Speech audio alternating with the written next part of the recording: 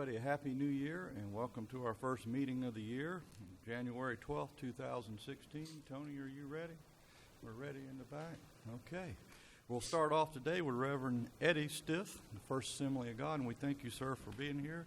And Commissioner Harris will lead us in the pledge. Let us pray.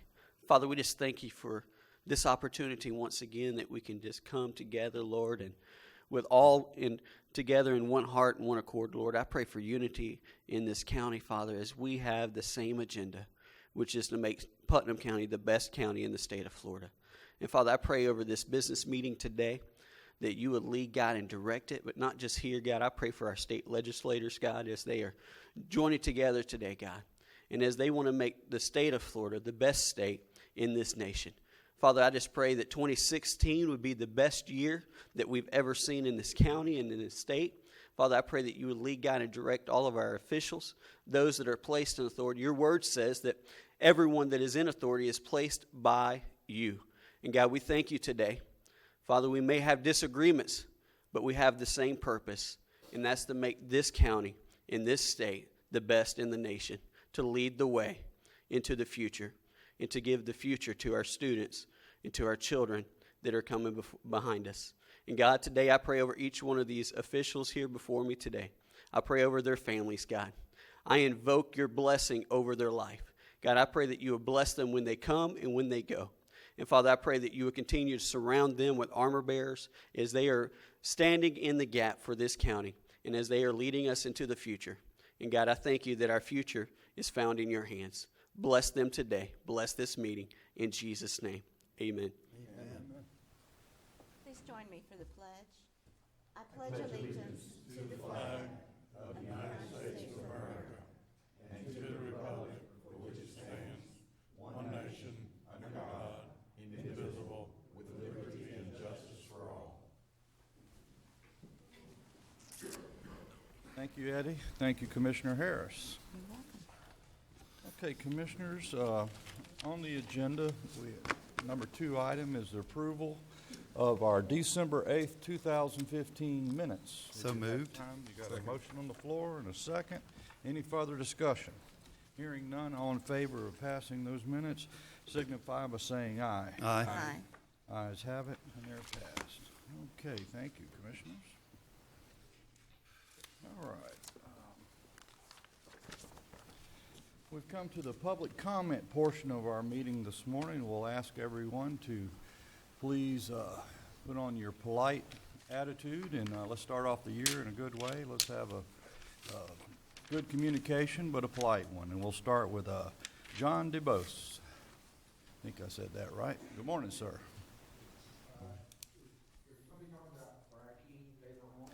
We are. So if you'll refrain to that time, we'll bring you up then, John. Okay, thank you. Erica Alvarez. She's talking. Same thing. Okay. Let's see it here. Coming audit. Carolyn Swope. Next.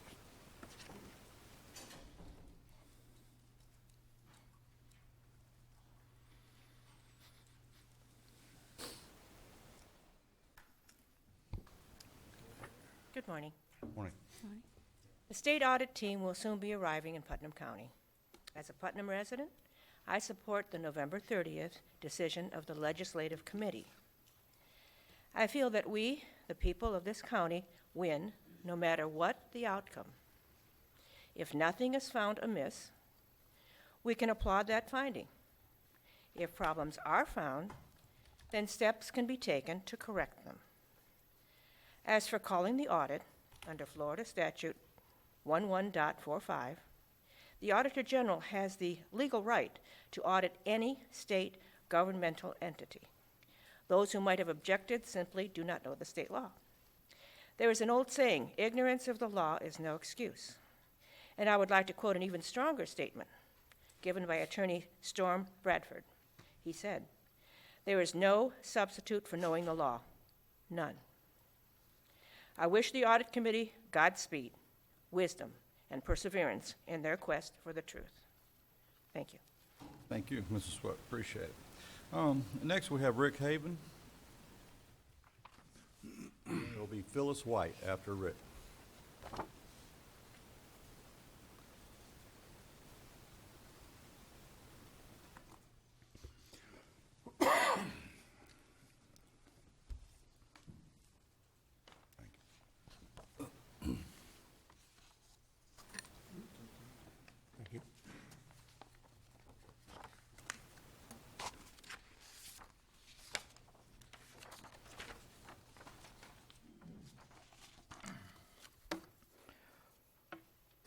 Within the United States and its territories, governments were instituted to be of service to its citizens, whereby statesmen gave of their time to serve their neighbors. An elected office is never meant to be a career, but some of you have done just that. The median income in Putnam County is barely half the nearly $45,000 that you are being paid. And salary and benefits for Mr. Leary is approaching $242,000 a year, while the two county attorneys are being paid $136,000 to Mr. Castleberry, $133,000 a year to Mr. Manning. These salaries are obscene for the poorest county in Florida. With the state audit of Putnam County underway, it should be clear to all of you we no longer trust you, and we desire a different form of government for Putnam County. The Putnam County Board of Commissioners, together with the county attorney, has become an autocratic oligarchy. You have before you a list of the basic differences between charter and non-charter counties, and a list of the current 20 charter counties in Florida.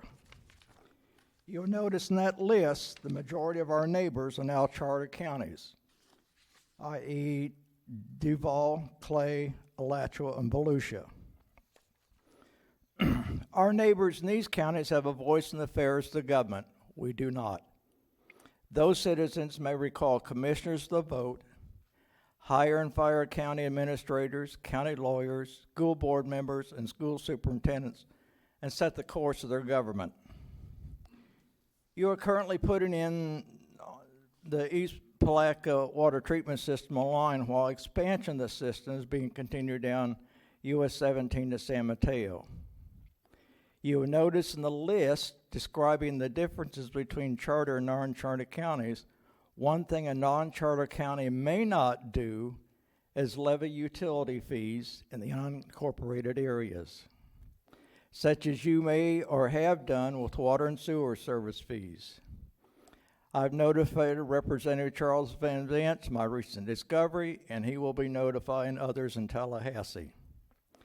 Therefore, I'm officially asking that a referendum to change the model of Putnam County's government from a non-charter to a charter government to be placed on the November 2016 ballot. Over the next several months, with the help of Representative Charles Van Zant and Commissioner Larry Harvey, a Citizens Committee will be able to draft both a charter and a code of ethics and establish a Citizens Ethics Council. Thank you. Thank you. Appreciate it. Ms. Phyllis White. Good morning, ma'am.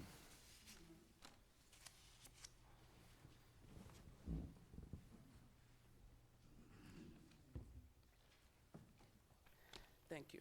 How are you? Good morning. My name is Phyllis White. I'm the president of the West Putnam Save Our Children organization out in West Putnam. And I come just to invite you to our annual Martin Luther King Day celebration. I understand that it's an election year, so therefore we can introduce ourselves to the public and let our community take this time to let our community in the West Putnam area know you, get familiar with you if you know you have the time. I know it's possible short notice, but our event starts at 9, where we will organize. Sorry about that. And then we'll do our march. But after the march, we will have some events. We scaled back this year because we wanted to focus on our community. So we will have a blessing of our community, just mingle with each other, and hopefully we can get to know more about our community and ourselves. And I have some flyers that I can give you if you possibly can put it on your calendars. Again, I would like to welcome you and invite you to our annual Martin Luther King celebration, which is this Saturday, the 16th. Okay? Mrs. White, if you would give that location, this is the Putnam Hall? No, Oh, West it's not. Putnam, Johnson. In Johnson, okay, Johnson. the crossroads. At the community center? At the Irene Monroe Walker Community Center. Okay, Okay? Thank you so much. thank you. Give me just a minute. I got one yesterday. Yes, ma'am. I think, did everybody get one? I didn't Ma'am, get yeah, I'll, Thank you.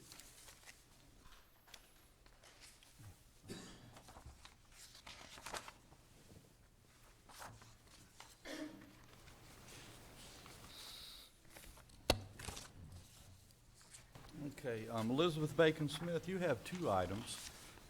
If you would take your first one, and then I'm going to group the fracking conversation together, if you don't mind. In fact, you can lead it off after this. Don't mind at all. We'll do 1 and 2. How about that? Okay, go ahead. Okay. Elizabeth Bacon Smith, 203 Morrison Road, Interlaken, Florida, 32148. This is addressed for those of you, commissioners and the public, questioning the need for an operational audit. You are hopefully, and the public is hopefully, paying attention to the nature of the responses, right down to not responding at all, by those seeking the office of sheriff regarding the supposed raid of the fighting ring of dogs, which flies in the face of logic as a real raid, unless you're looking at ineptness or corruption. Hopefully, the egregious lack of action by the sheriff's office, etc., will be investigated in depth, and you will agree, and the public will agree, those who disagree, that an operational audit is just the starting point for what's needed in Putnam County. Okay. Well, we'll do it. Why don't we get, Ms. Chadwick, let's start off with, you want to start the fracking? By the attorney. Oh, it is under, I couldn't find it, okay. yeah. Hang on, got it, okay. On that third page, I got it, okay, that'll come at the, what's your thing? Okay, that's all the public comment cards I have, other than the fracking cards. Anybody else wishing to come forward at public comment, now's the time to do it.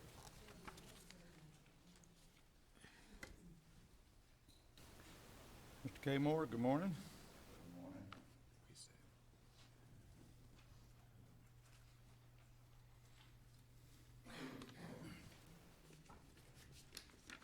Thank you.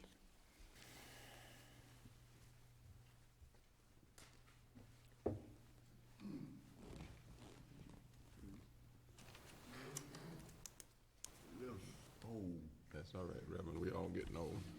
But we keep moving, we'll get down the trail. That's it. Thank you, sir.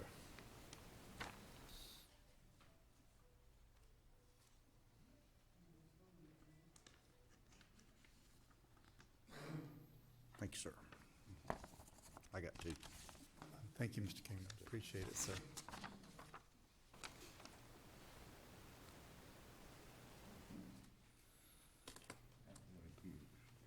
Thank you. We'll share. Okay.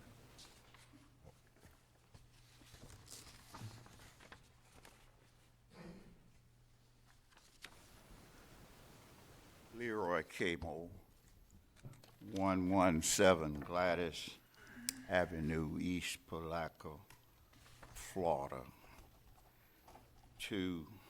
First thing I want to say is to Ms. Harris, you recommended that it was because of me that y'all can't get no money. I didn't start this. I've been coming down here the last instant now. Next month, it'll be 6 years. You're telling me all the time you can't do nothing our way. You knew all the time that you were cesspooling all of those nutrients, that arsenic and stuff, you cesspooling it right in on us. And we never found it out until that night we were meeting here. And I'm coming down here, and I don't know, you don't have a sunshine meeting, you say you don't. But you all knew that arson and stuff was piling in there on us, and you block it off, let it cesspool in there. I don't have all the numbers of the people in that little community that have died from cancer. People are dying in there because of cancer, and y'all sat there and you opened up across that road, then you let it all dump in there, and I couldn't really argue because for the simple reason that it's more than black in there. It's black and white live in there. So you are sacrificing all of us just to let us water off the field. And that's not right.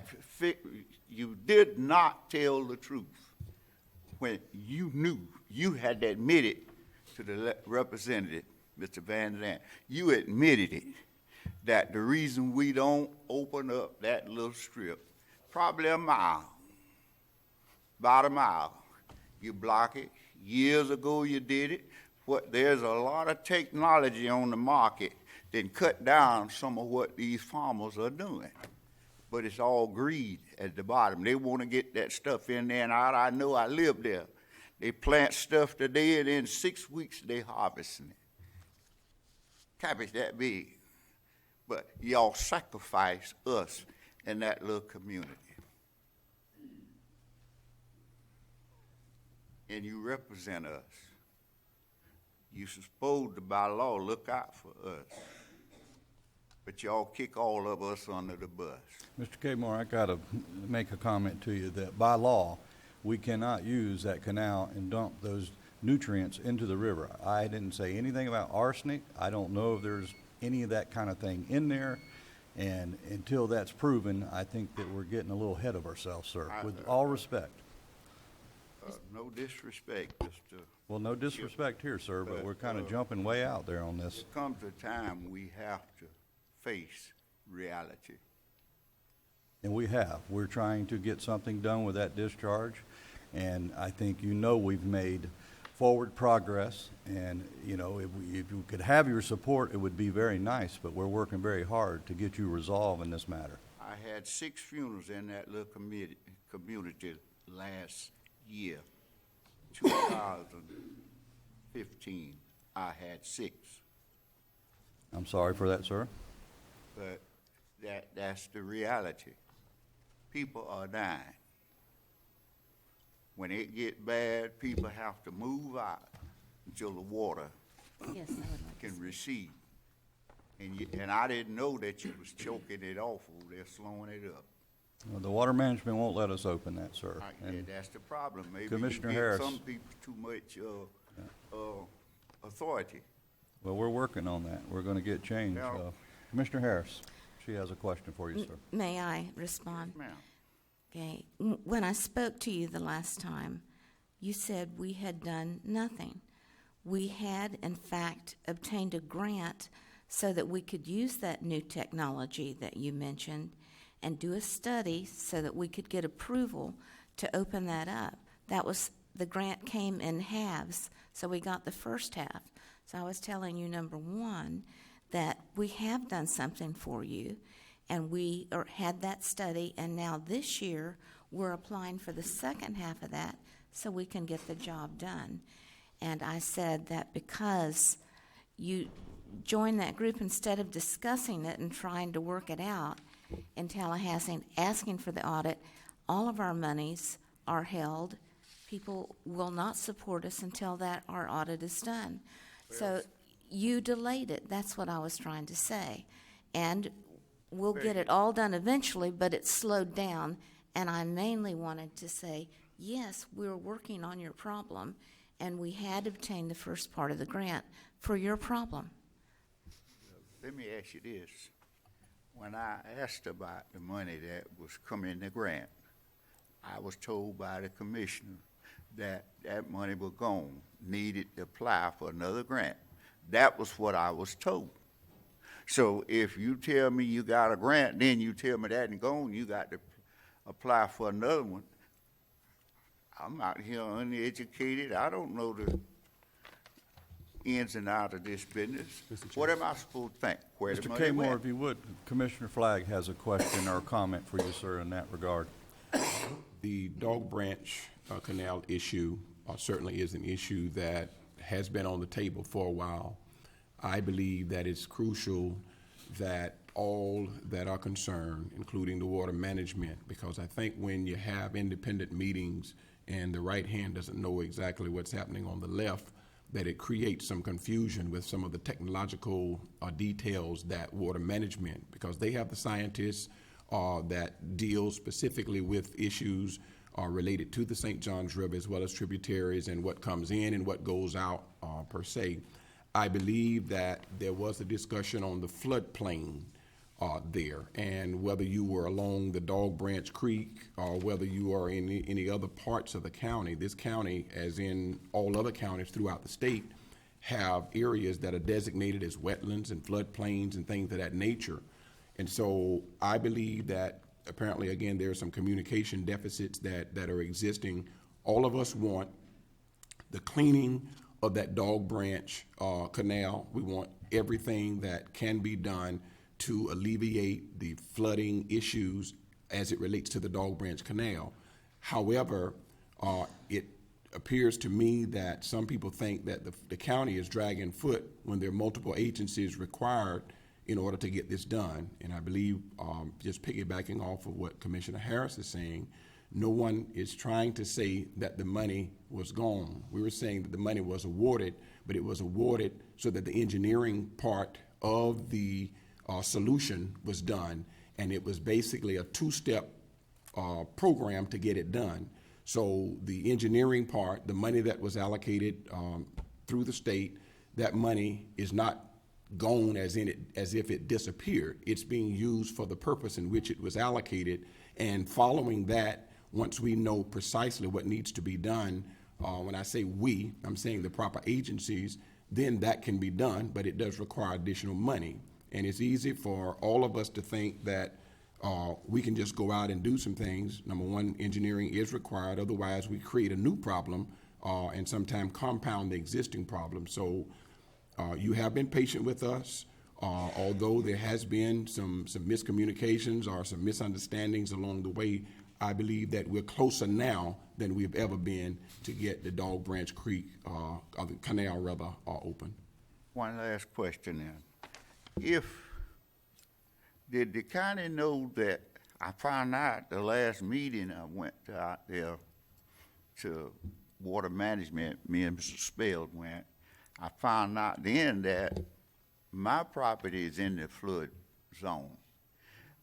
Well, then it's apparent that the county knew this to begin with, didn't it? It's on all of the state maps. Any properties throughout of the state that is in a floodplain And then zone. y'all still sell the people this land, collect taxes on this property and stuff, and these people's in a flood zone, and Yes.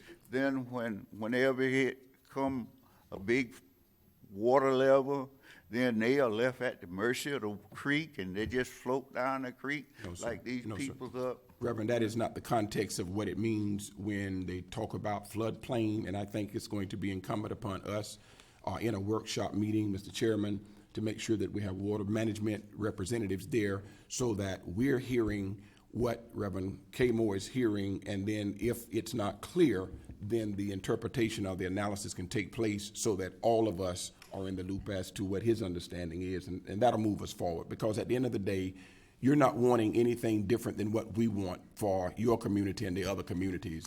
And so let's fix the communication gap that exists concerning that.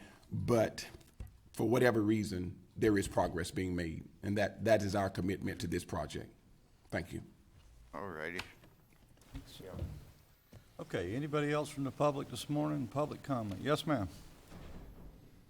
What? Come on up, ma'am, and you can go next. Mr. Spells, let's give way to our guest. I think she's from the West Putnam group. If you don't mind, sir, just hanging on deck. Good. Good morning. Morning. I'm here representing Clark subdivision off of Putnam County Boulevard. Miss Hillary, if you would, please. It's been a long time since I've seen you. How you doing? Good.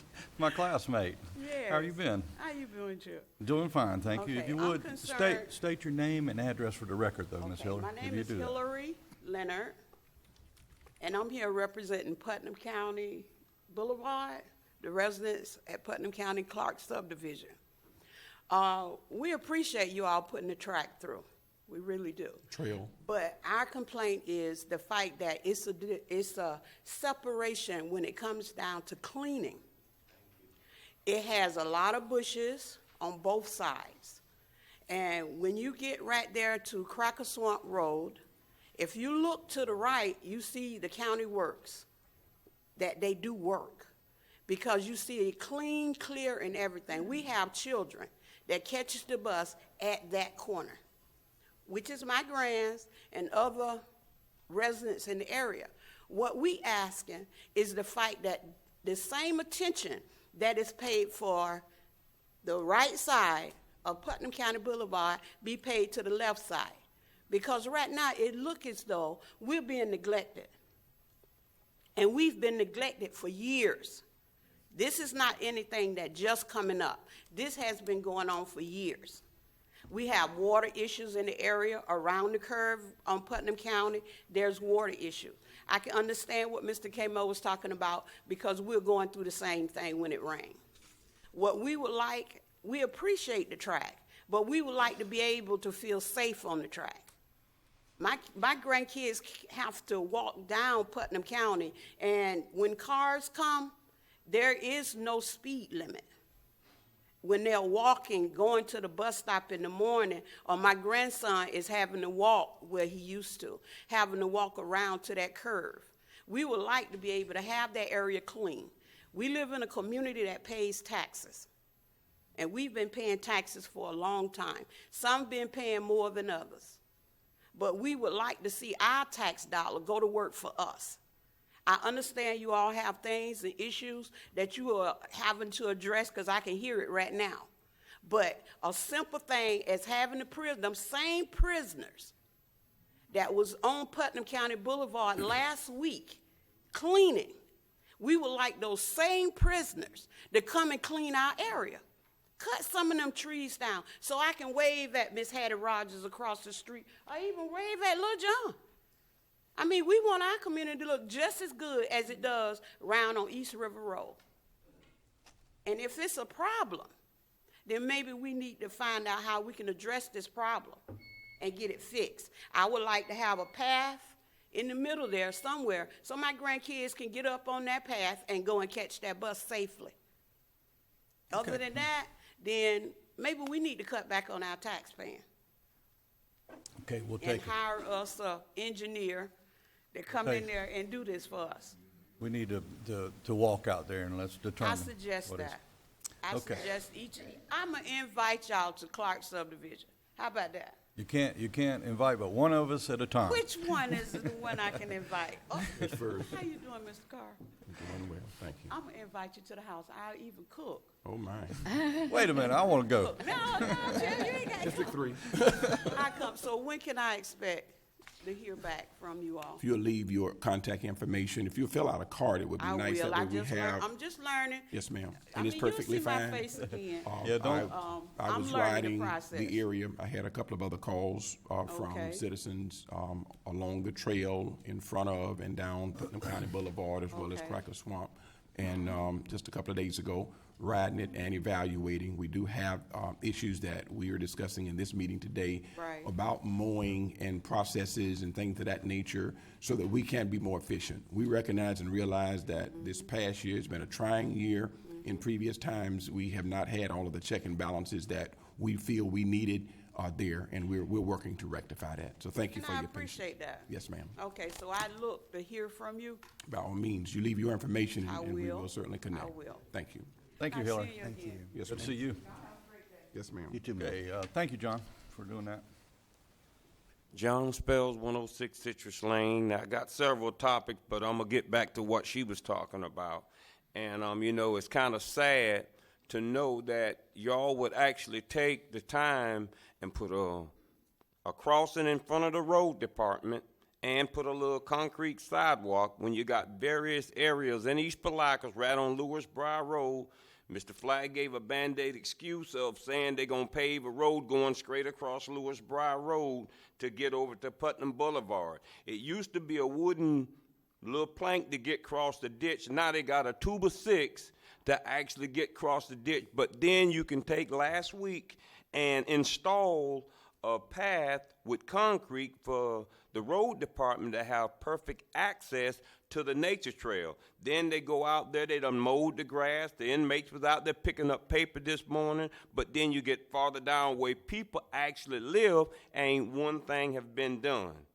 And I'm finished with that for now. Now I'm going back to Dog Branch. Me and Mr. K. Moore went out to water management. They told us they did not have a problem with y'all cleaning that ditch all the way to that railroad track. Once you get to the bike trail, then that way it get tedious. Now, I noticed in Barden, they went right down one of the little ditches with inmates and cut and removed all of the debris. All of these excuses about not having money to do this here ain't nothing but a ripoff in my state. That's my opinion. Because there's ways to actually clean that ditch enough to get some of that water off of the residents in Orange Mill. But to keep sitting around with these excuses of saying that the money ain't there, when you got to 207 at the farm field, you stop. When you actually could have went over and started on the other side of 207 and went all the way up to the bike trail. Then got some inmates to at least go in there, cut and remove, therefore the water could actually flow. But to just keep hollering about money, to me, all it is just finding a way to get money out of the state, and they shouldn't give you a dime. Because if you can take and go by the scales right there in San Mateo and cut those bushes and stuff and clean those ditches by hand, why is it such a hard job to do there? And my next opinion on this lawn mowing thing, I've noticed the county do a lot of mowing for the rails and trails. To me, if y'all had lawn equipment, y'all had a meeting to get rid of all the lawn equipment, what can you do now any better to actually cover the county? You got 3 grade alls. I bet either one of you in here, $100 bill today, you can't find 2 miles of road in this county that you have actually cleaned both sides of the ditches. Y'all get this stuff, you drive along distance, you dig a little bit, then you leave, then about a month later you come back, you dig on the opposite. Everything is tacky. There's nothing uniform here. And to me, if you buy these mowers, you got all the wear and tear and maintenance. Y'all let the bushes grow up around the phone boxes along the road. Last year when they did cut on West River Road, the guy couldn't even see the phone boxes and run over it with the mower. So y'all really need to kind of evaluate what you do than just keep throwing taxpayers' money away when you ain't doing what you're supposed to be doing with it. Excuse me. Okay, thank you, John. Anybody else from the public? Public comment. Oh, hello, Mr. Bly.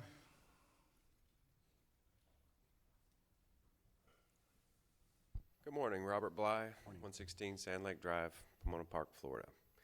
A couple things.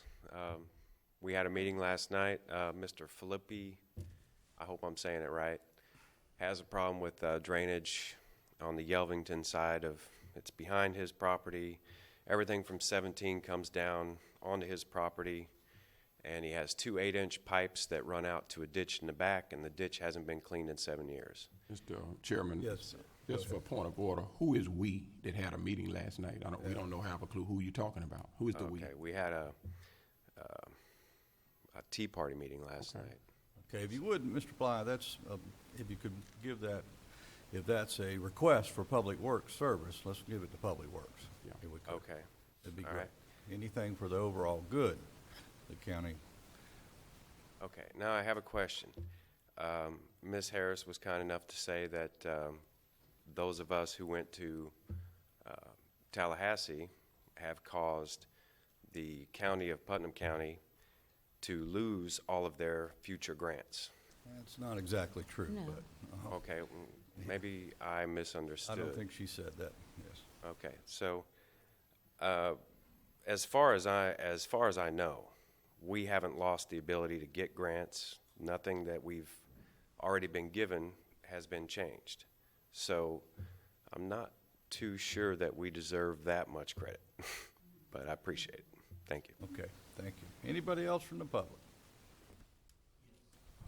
Okay, Mr. Harris.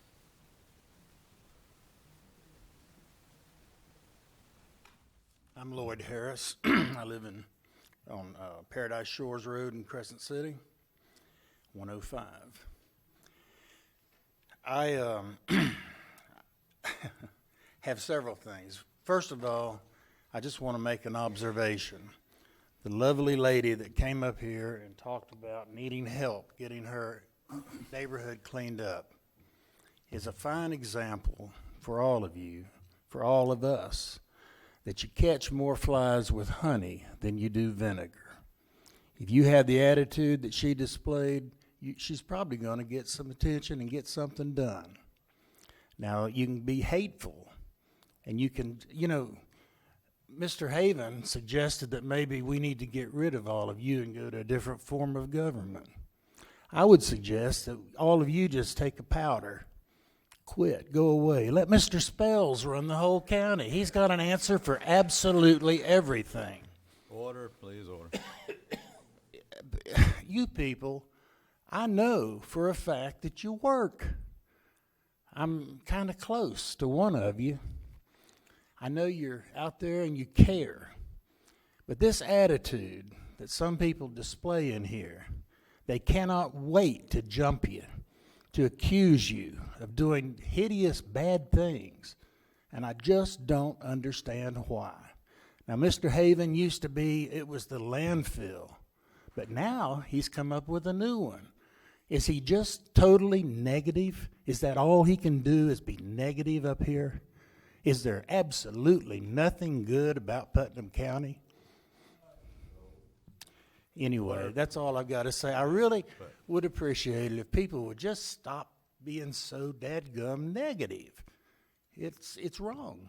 Well, to your first comment, Mr. Yes, sir. Harris, Mrs. Leonard's cooking will get anybody out there to that neighborhood. I'll tell you what, that sounded good. All right, thank you all very much. Thank you. Okay, anybody else from the public? All right, seeing none, we'll close the public comment portion of our agenda and we'll move to the consent agenda. And commissioners, are any items you are wishing to pull? Hearing none, I'll Yes. move. I'm sorry. Okay. I'd like to talk about item K Okay. and also on item M, please. Okay, if we can. And item P, I just need a little clarification on that item, please. Okay, commissioners, we have K, M, and P to pull. Let's take a moment and organize your packet here, and at least I need a moment, if you will do it. Mr. Chairman, Mr. Bergen is in the audience, and I'm sure that he can elaborate on K for us. If you could, Mr. Flagg, let me get caught up here. Close. I have one comment when you get ready. I will. Just give me a minute.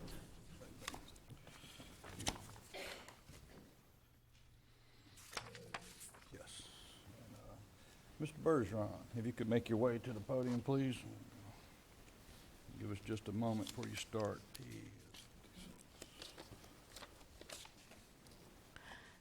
Okay, everybody ready? I'm ready. Okay, Mr. Bergeron, how are you this morning, sir? I'm fine, Mr. Chairman, Commissioner. Let's talk, if you could, give a brief description of what we're discussing for the public and the viewing public. Certainly. This is the grant that was awarded from DEO to do a strategic analysis for the county, largely aimed at economic development and asset or mapping. What was decided was that we would have a third-party consultant work with us to actually give us an outside view of being able to direct the progress. And what we did was set out an RFP. We had 4 responses. We selected 2, and a committee interviewed those 2. And from that, we made a recommendation to you on who should be hired. Okay. Mr. Harvey, you pulled the item. Do you have questions for Mr. Yes, Bergeron? Mr. Bergen, thank you for coming, and I appreciate the Chamber's participation in this. No problem. Good to see you here, and Thank you. like to hear some more from you on a meeting basis as we have, as we've talked about in the past. This is very near and dear to me, as you well know. Right. And, you know, the hard work that this board has done. Mm-hmm. And this morning, though, we got two different agenda items. We got a new one versus an old one. Okay. And my comments is, what's the scope of work and the amount? The amount was a $40,000 award that we Correct. got from DEO. How much is this consulting company charging us to do this process? The consultant company will consume the full amount of the grant doing that. Any of the additional work that is done by the chamber for our participation will be done in kind.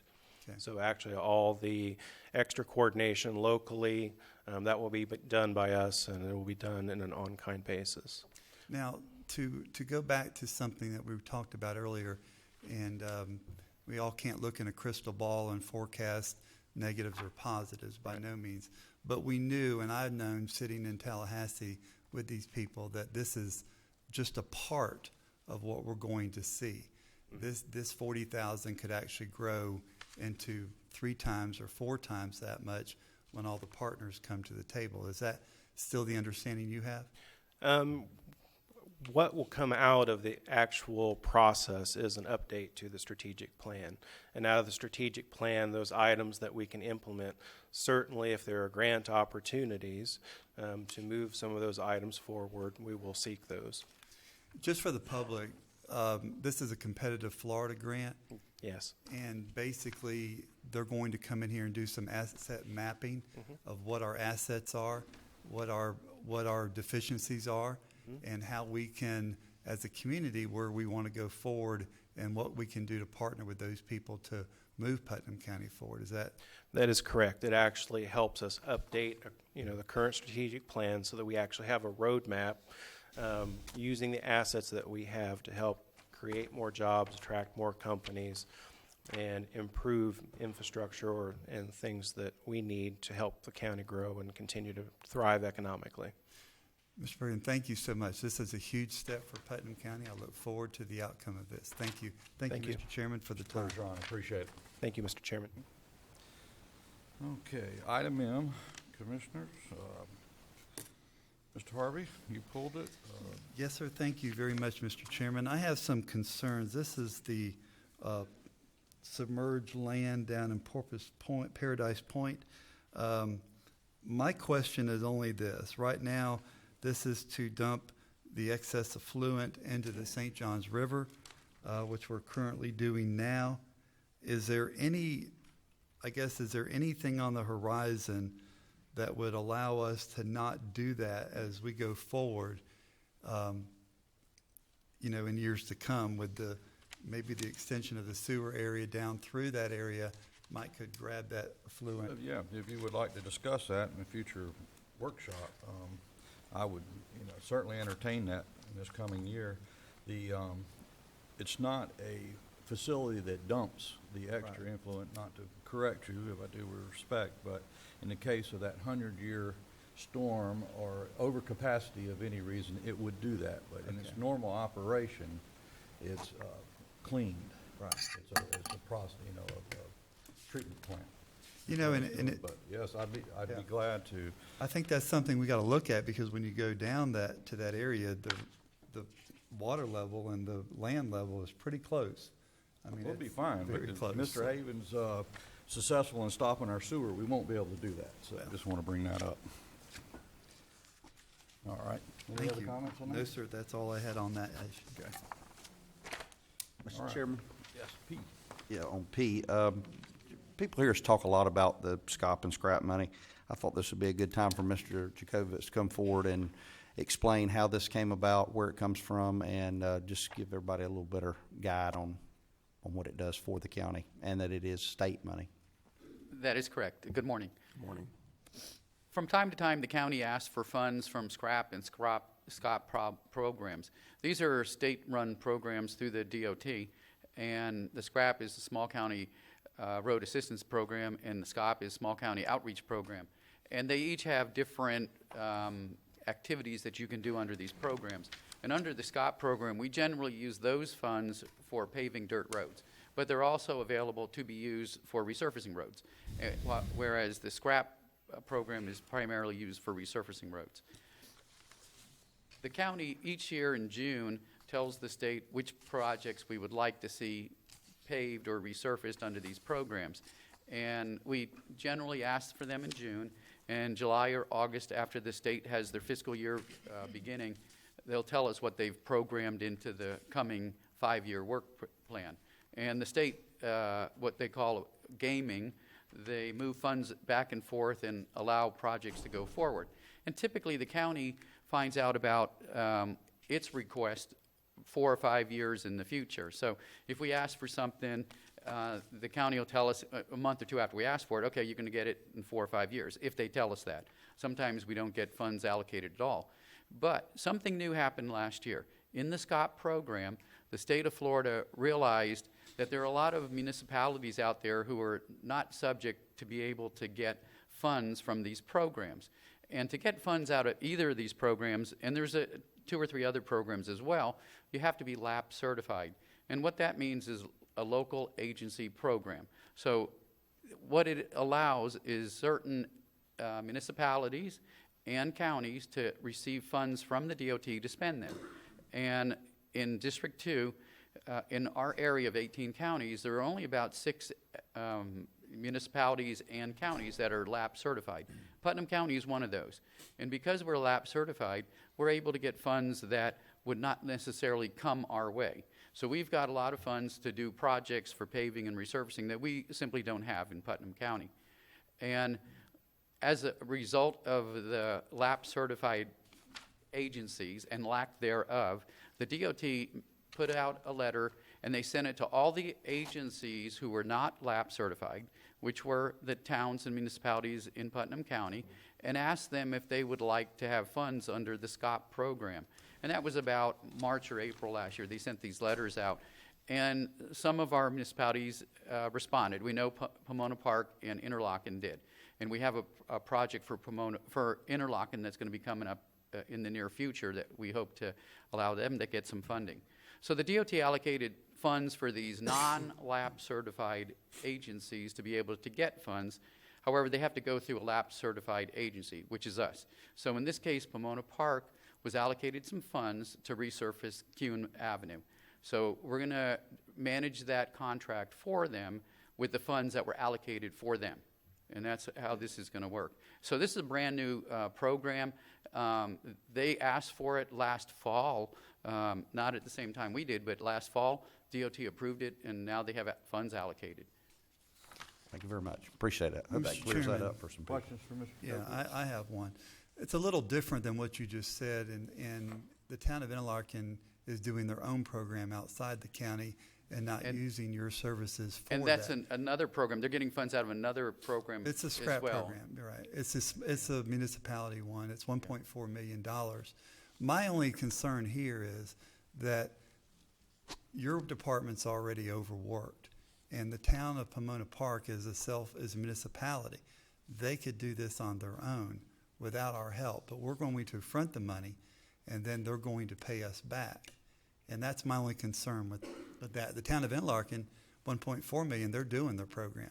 They're not involving us. The only involvement we have is if we can clean that drainage up on 315 prior to anything being done. But, you know, as far as the town, I just don't know why we're taking on more work when they could do this on their own without our help at that point. They went through the DOT and asked for it and told them they weren't able to do that. Okay, thank you. I think he said they had to be LAP certified, is that Well, right? they do, but the town of Interlochen was able to use their own contractors, and that worked out well with the FDOT. Well, there's also time, dates, the project being implemented, and LAP certified would move a project. Let's use Pomona Park as an example. How far up did it move it by using a LAP certified county entity? Well, if it was like our project, it would have been, well, I guess the DOT allocated funds to the people who asked for them. the non-lap certified agencies. So in our case, we would have got it 4 or 5 years in the future. In the case of the smaller municipalities, they fronted the money quicker, and they saw that as a need, and that was a brand-new program with the DOT. Exactly right. Thank you, Chairman, I Yes. offer a Commissioner motion Flagg. that we approve the consent agenda. Okay, motion on the floor. Second. Second. Any further discussion on the consent agenda? Hearing none, all in favor of passing it signify by saying aye. Aye. Opposed, like sign? And Mr. carries. Chairman? Yes. Could I just Commissioner make a Harris. couple comments? I didn't want to pull them, but I just wanted to Absolutely. point out.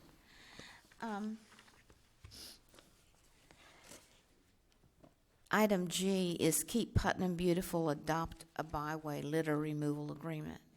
And I just wanted to thank and point out the Ramirez and Shaw family, and they actually are taking on Willis Road and Hollister from State Road 20 to the dead end for cleaning it and picking it up, and they go through Keep Putnam Beautiful. And it's just little things like that. I think it's important that people know that there are those that step up to the plate to help, and working together, we get a lot of things done. Thank you for bringing that out. You're welcome. The other one is, I just didn't want to skip that we had the groundbreaking of our jail. We have 456 new beds. And what? Ribbon cutting. I'm sorry. We did the groundbreaking a while I back, hear didn't you. we? Well, we actually cut the ribbon and walked through the building, and it's something that really needed to happen in Putnam County, and may not be a favorite thing, but it was necessary, and it's nice to see that come to fruition, and a lot of agencies helped us to get that, and our engineer did it without any additional costs. I mean, it was planned, built on time, and ran at the budget we planned on. 1 year. Yeah. So I just thought that was a good thing, and I just wanted to talk about those and just remind everybody. Thanks. Commissioner Flagg. Yes, sir. To piggyback off of the comments that Commissioner Harris made, it is my understanding that there will be an open house on the closed house after they kind of get it, the issues of it cleaned up a little bit. They really want the citizens to have the opportunity to come and see, for those who don't believe that did not believe that there was a need for a new facility. They want to give the citizens an opportunity to come through and see the deplorable conditions that were existing in the existing jail. And I thought that was certainly in order, because a lot of time when people see things, even though it's after the fact, it'll help them to understand that it was not just something that was being done to keep up with other communities. Yeah, although it's been touted that it's going to be used for storage at this point, which is perfect for that deal, the landscape of juvenile justice in this state is changing all the time.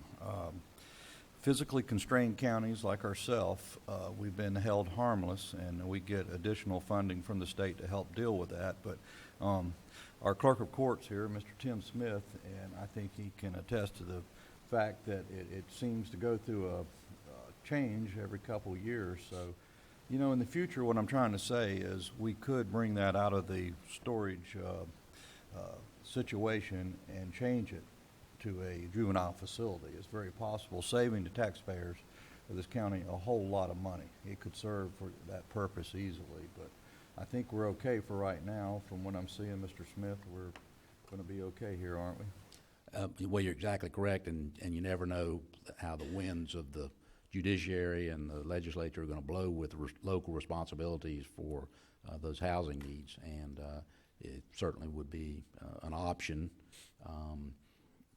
There would need to be a lot of analysis of the location, and then how much it would cost to rehab a portion of that for that use versus new construction, as we do with everything. But anytime you have an existing infrastructure, if you can reuse that, it really is the best way to go, as long as it still meets the fiscal need and the financial ability of those that are having to make those payments. So we would look at the whole picture as we move forward with that. Okay, so we kind of all right, I've been asked to give a 5-minute recess. We will convene at 10:01 properly. Thank you. All right. Thank you. 2016, and on the agenda, we're going to item 5, Public Works. John Dekofovitz, come forward, please, sir.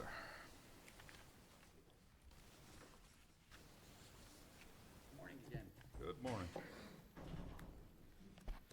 This agenda item is to discuss the possibility of the county moving into doing mowing in-house. We discussed this at the workshop on December 15th, and it appeared at that time that we needed to move forward with a public discussion and make a decision. For many years, the county had contracted mowing for many, many years, and the county had routinely received services to mow the roadsides of the county 4 times a year for about $225,000. And we had received those same contracts for, like I said, many years. And in the past couple years, the bids that we came, as we went out for new mowing, was almost double that amount. And it was extremely more than the county had. So the county was looking at different ways to do mowing, whether we contract it out or do it in-house. And as we looked at the situation, we found that to be able to do it in-house, it would be more affordable than the amount of money that we had even in the budget, the $227,000 to be exact. That was the budgeted amount. And the county, we've looked at it in Public Works, and we can do it for less than that amount, except for this first year if we have to purchase the equipment to get into the mowing situation. And that's what we're providing this morning. And we are looking at doing the mowing with existing manpower and existing appropriations of the funds that we have, that $227,000, which is in the budget, and existing manpower, which we have personnel already assigned in Public Works. They're just going to be reassigned in our 3-zone area, 2 people out of each zone to be assigned to do the mowing, along with the inmate crews that we already have.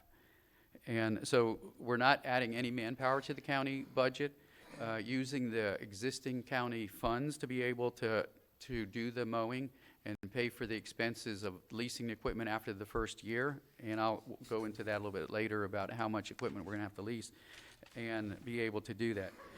One of the things that we can do better than a contractor as well, by doing it in-house, we have 3 zones, and the mowing could be accomplished simultaneously in each of the zones.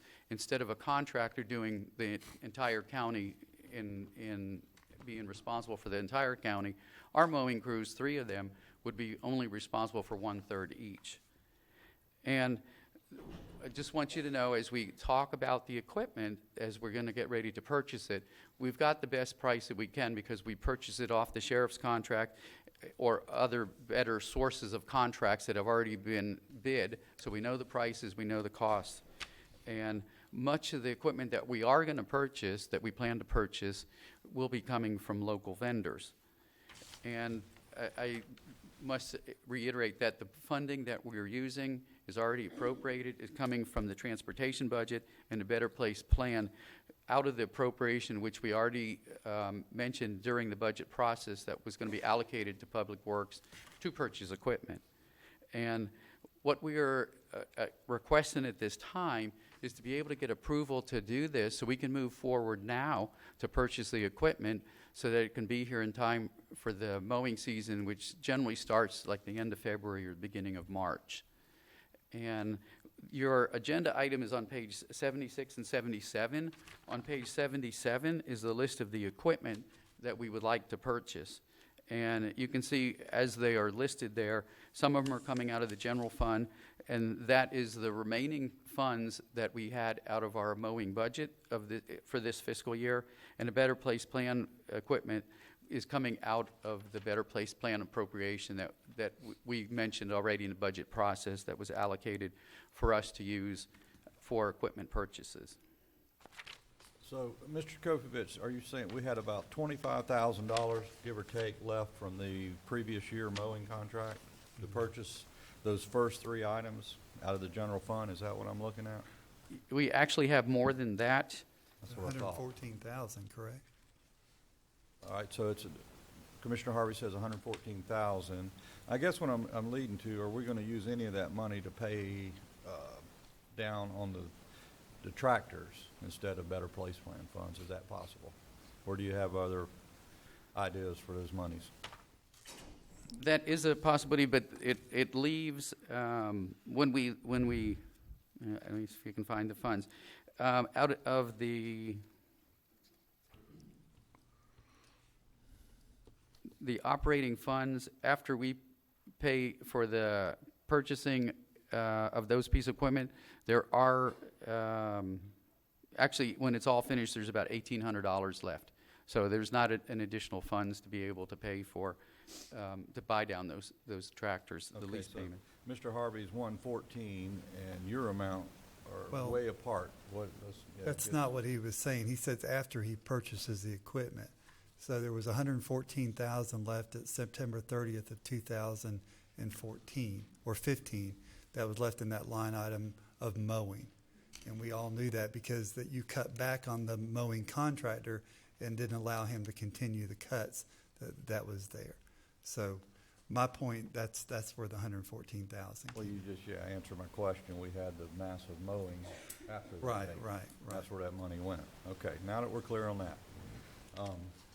Commissioners, any questions? Yeah, I just want to make sure that the money at the end of the fiscal is not representative of the money that was left because of that round that we did. Okay. My question, Mr. Chairman, is as the director, how much impact is this going to have on existing public work services? You're using the same staff, and I know that you're maximizing what they do in the zones now that you have 3 zones that you all have analyzed the zones and have come up with a formula that's going to say that as it relates to the public work needs, we're going to be able to be more efficient with this new model. So what do you tell us that gives us peace of mind that everything is going to be smooth sailing? Always little bumps in the road, but that's not what I'm drilling down on. What gives us the assurance that the new model with this plan, if it's approved by the commission, is going to be a green light and that it's going to work in the best interest? Yes, we have looked at the zones and the allocation of personnel, and we specifically looked at it by taking 2 people out of each zone to be able to do this and still do our regular routine jobs.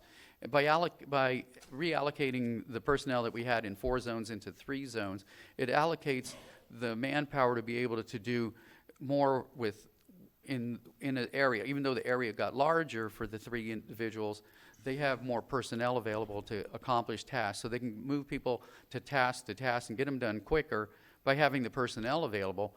Whereas when they had their own zone with less people, they didn't have enough people from time to time to do jobs. And so they had to put jobs off that they weren't able to do. Now, with more personnel allocated to them, they can do that, even taking 2 people away. Well, the citizens have been extremely, I'll say, patient. Some have been extremely impatient, and we understand that as well. But our concern, obviously, is we got a new model. We're talking about establishing the crew. We know that the zones are 3 now, and we need assurance that this new plan is going to be something that you feel very strongly about, and you're giving us peace of mind that this is the best way to go and that it's going to work. I know we workshopped it and have talked about the pros and the cons of it, but at the end of the day, we want to make sure that we're not jumping out of the frying pan into the fire. Yes. Commissioner Flagg and Mr. Kopovich, can we be clear on the amount of personnel in each of these zones? I think that's what Mr. Flagg's wanting insurance on, as well as the rest of us. But how many personnel are you talking about here, pulling from the 4th crew that is now defunct? There were approximately, and I don't have the organizational chart in front of me, but there were approximately like 9 personnel in each zone to begin with, and now there are like 15 people in each zone. And so. Okay. Is that satisfying? So you've got 3 tractors and quite a few mowers, and just adding that up, One person per tractor, one person No, per mower? the county personnel are going to operate the tractors, and the inmate crews will they will operate the SCAG mowers. Okay.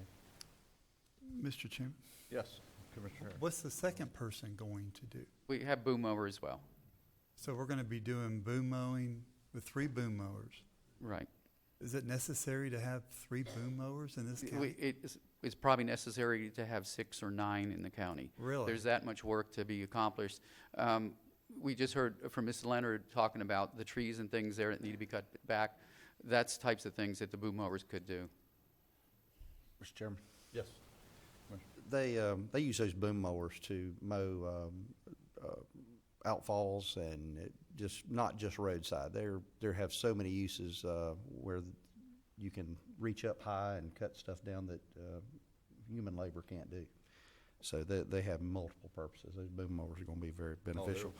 you don't sell One them. thing that I think we workshop that I think the general public needs to know is that we, as I understood it, if I remember right, y'all correct me if I'm wrong, that we think we're going to maybe gain on mowing cycle, possibly by having 3 separate units going across the county.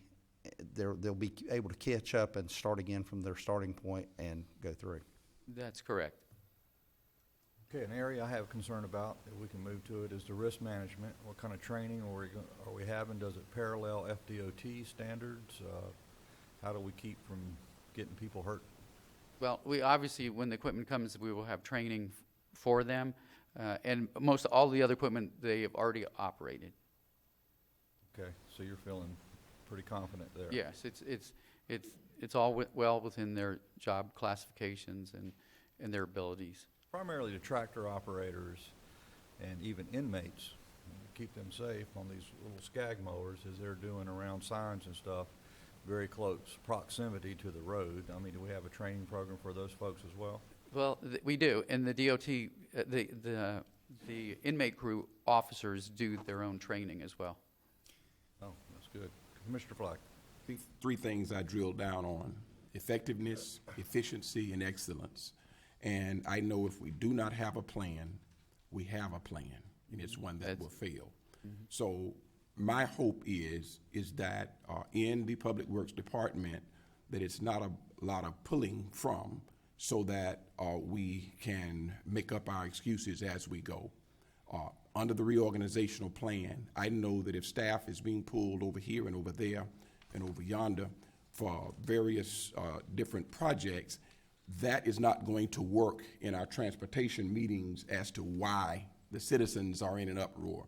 So I'm asking that if we have jobs that come in that require, that hit a specific threshold, that at least we know when that threshold has been crossed, and that we don't need to pull people to do that we need to have someone to assist us. And that's really what my fears and concerns are. And we did discuss that at length, and so we are very much aware of that. Mr. Chairman, I have a few questions. Commissioner Harvey. Don, you mentioned, Mr. Kovich, I'm sorry, you mentioned that the private bidders doubled some of their prices, but we heard testimony from those private contractors that the requirements were just too stiff, and that raised the price up quite a bit. I think I even mentioned in the workshop meeting that my phone didn't ring off the hook on the backside of the ditch. No one called me concerning the backside of the ditch. They called me concerning the shoulders of the roads. We all knew the ditches were full of water and we weren't going to be able to get down there. My concern is this. I'm hoping that if we go down this road, that we can get more than 2 cuts a year. Can you guarantee that we can do better than what we're currently doing now? I mean, because we held the contractor. We said 4 times a year, and we cut him back to 2. And that was our fault. So tell me, what's your plan to guarantee that I can see 4 times a year? Or will I see 4 times a year? Yes, we will see 4 times, and we expect our county employees to do the front sides, the road sides, the back sides of the ditch, things that were not being done by the contractors. And I must note that we did not cut the contractor back to 2 cycles. The contractor was just slow and only accomplished 2.5 cycles before we terminated the contractor for lack of performance. The other thing I have, Mr. Jukovich, and coming from the private sector, I don't like the fact that government gets bigger. I don't like the fact that we're competing against private contractors out there. I think we did have mixed different numbers during the emergency mowing, but I think if we would put that out to bid reasonably, we would see our private contractors come back. But what I hear, and I apologize, but this is what I get told, is I don't want to come back to Putnam County. I don't want to work with those people anymore. We need to create an avenue where people want to come and do work in this county. I don't want government to compete against the private sector. That's not good. And I always believe the private sector can do better than government can do. And that's my stance on that. Thank you, Mr. Chairman. That's all my questions, sir. Mr. Chairman, I just want to say that in no way, shape, form, or fashion am I against privatized services when privatized services meet the needs of the contract and the county. This boils down to affordability. Can we afford it or can't we? And so I'm listening to the administrative staff. I'm listening to public work leaders who are telling us that at this particular point at the crossroads that we are facing, that this is our best option, and it's really boiling down to affordability. And at the end of the day, either we can afford or we can't afford, and we've got to live within our means. Thank you. Mr. Chairman. Yes, Commissioner Harris. I just want to say there's that old saying that if you do the same thing over and over the same old way, you're going to get the same old results. And we saw that this year. I realize the rain contributed a lot, but the growth on the sides of the roads, our phones have been ringing off the hook, and people have been very dissatisfied, especially when school started, and the school children are waiting for the bus up in weeds. And I think it's good to have a fresh aspect and an idea that your department brought forward, and I think we need to give it a try. I hope that it will work. I'm glad that you feel very confident about it, and I'm glad to see us move forward with something innovative, and let's see if we can do better. Anybody else? It'd be redundant. I think we've discussed it, so we, well, the chair can entertain a motion to deny or move forward. What's your wishes, commissioners? Mr. Chairman, I make a motion that we move forward and that we go with in-county staff doing the mowing and give it a chance. A motion on the floor? Second. Second. Any further discussion? Question. Call the question. All in favor signify by saying aye. Aye. Opposed, like sign. Aye. Okay, 4-1. Mr. Harvey restrained. Thank you, Mr. Kokovich. Let's see if you're up next, Public Works. Yes. You would. The next item. All right, we do have 3 more items. The next one, actually in item B are 2 things, change order 3 and change order 4 for Halifax paving. And I must bring your attention to the way the agenda package was put together. The pages are out of order. For change order number 3 for Halifax, it is on page 79 and page 80 of the agenda package. And this package, this first one, change order 3, is a time extension of 79 days. It doesn't cost any more to the county. It's only because there was a change order earlier to add guardrail, and the DOT approved that and has already paid us approved the payment for that guardrail. And that was already approved by the board. This is just extending it 79 days because the guardrail had to be fabricated, and it still hasn't come in yet. So we're waiting on the fabrication of the guardrail. That's change order number 3. And change order number 4 is on, and that also is out of order. It is on page 83 to 85, item C. Yeah. Well, actually, page 78 and 79, which should also be renumbered, it is 81 and 82. That's change order number 4. And change order 4 which is item number B, is part of 3 and 4. Okay. Is for an additional 6 inches of asphalt that was placed on about 4.7 miles of the project. When we started the project about a year ago, we discussed the possibility of widening this section an extra 3 feet to match up with the end of the project, which was 12 foot wide. This was only 9 foot wide. And if you take into consideration there's a 6-inch stripe on the side of the road, the travel lanes were only about 8.5 feet wide. It was not very safe in this part of the project. And typically we build 11-foot lanes when we build new roads, when we pave roads mainly through the scrap program or our own paving program. We like to build 11-foot lanes. In this case, there were only 9-foot lanes, and there was a speed limit out there of 45 miles an hour, so it was unsafe. We looked at funding sources, and we looked at the Better Place plan, and what we looked at was to see how much funds we could use to go through the area that we needed to widen the road, and we decided about a $600,000 budget of the Better Place plan would be appropriate.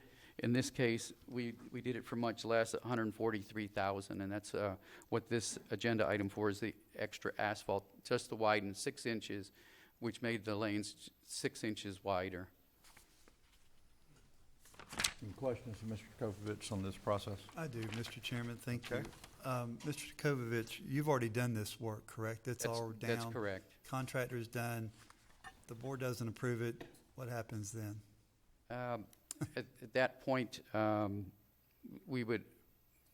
have to defer to our attorney on that if it's not approved. I think the citizens of this road, Westwood Road, needs this done. I think it's a good thing. I just wish we would have known about it a little earlier. Is there any chance that DOT, I know they put a lot of money out for this road, and I know we had a lot of change orders, but is there any way there's any reimbursement that could come back from DOT? We have already asked the DOT. We haven't got answers. We've asked the DOT Okay. for some of our projects we're working on for additional funds, but we haven't got an answer on this. And they did the work earlier in the year, but we only got their invoice at the end of December. Okay. And that's the same with the next agenda item too. The invoice for the change just occurred at the end of the year. Mr. Chairman, that's all the questions I have. Thank you. Any other? So moved. Okay. Well, Second. we'll take them together. Item C. We'll go to. Okay. Now, item C, change order number 5, is on the correct page, page 83. And this occurred as the contractor was milling the road. The contractor was, the design of the road was to mill the road and then to resurface the road, to take out some of the surface inconsistencies in the road. And as the contractor was milling about a mile into the project, he came into an area that we did not discover even through coring the road, because you can core one place and 3 feet away from the core, you can have an entirely different road. And we found underneath what was milled was extremely deleterious material. It was not acceptable. It was black. It was a lot of emulsion had been mixed in with it as it was made, and it was not suitable to put another layer on top to act as a base. So we stopped the milling, and from that point on, we just added more asphalt on top of it because we wanted to make sure we had a firm road surface. We did not want it to break through.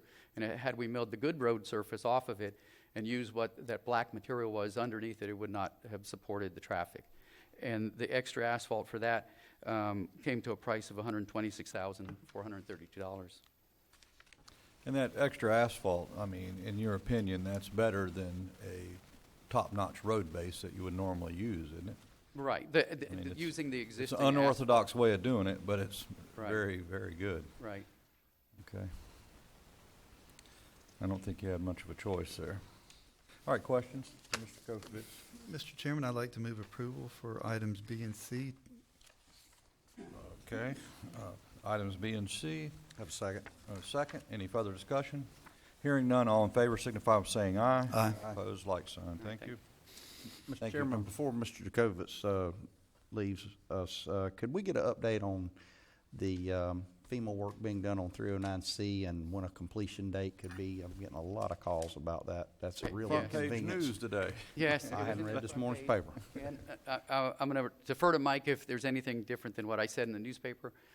We're waiting for that, the punch list from the consultant. I don't think did we get it yet? No, we're still waiting on the punch list. But the contractor knows what he didn't finish, and over the holidays, he did some work. And the contractor accomplished a lot of things that would have been on the punch list. At this point, we're just waiting, I think, and I haven't inspected the job. Only one thing I noticed was a guardrail missing, and he had to fabricate some guardrails. So that may be the only thing on the punch list. He did tell us before Christmas that once he got the punch list, he thought he'd be done in 2 weeks. Which is 5 months ahead of schedule. That's correct. So our constituents don't, they're annoyed at the construction, but it was scheduled to be a year-long process. Right, when we And we were way ahead. began.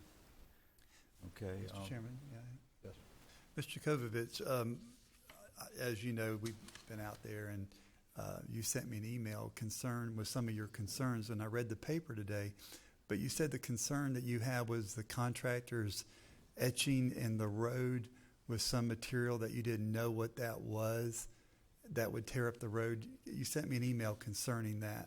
What that was, what I was explaining was, on the sides of the roads, because people had been driving on and off the roads, they had destroyed edge marks of the road. Some of it came apart.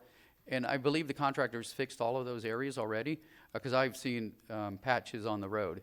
Your email referred to some chemical that you didn't know what they had used. Yeah, that was also found on the road. I think that place was fixed, where there was a spot. Okay. But if not, that would show up in the punch list. Okay. So the punch list is supposed to be here this week. I believe so. Is right? Because that's the email you have sent me. Yes. That the deadline is this week that we get the punch line from the contractor. Thank you, Mike. Mr. Nimitz, give your name, please, for the record. Mike Nimitz, Putnam County Public Works Engineering Manager. The punch list activities are to commence on the 14th and be done within 2 weeks. We should be complete by the end of the month. Okay. That'd be so good to pull those fence Good, posts hold up. it right there. Good. Thank you.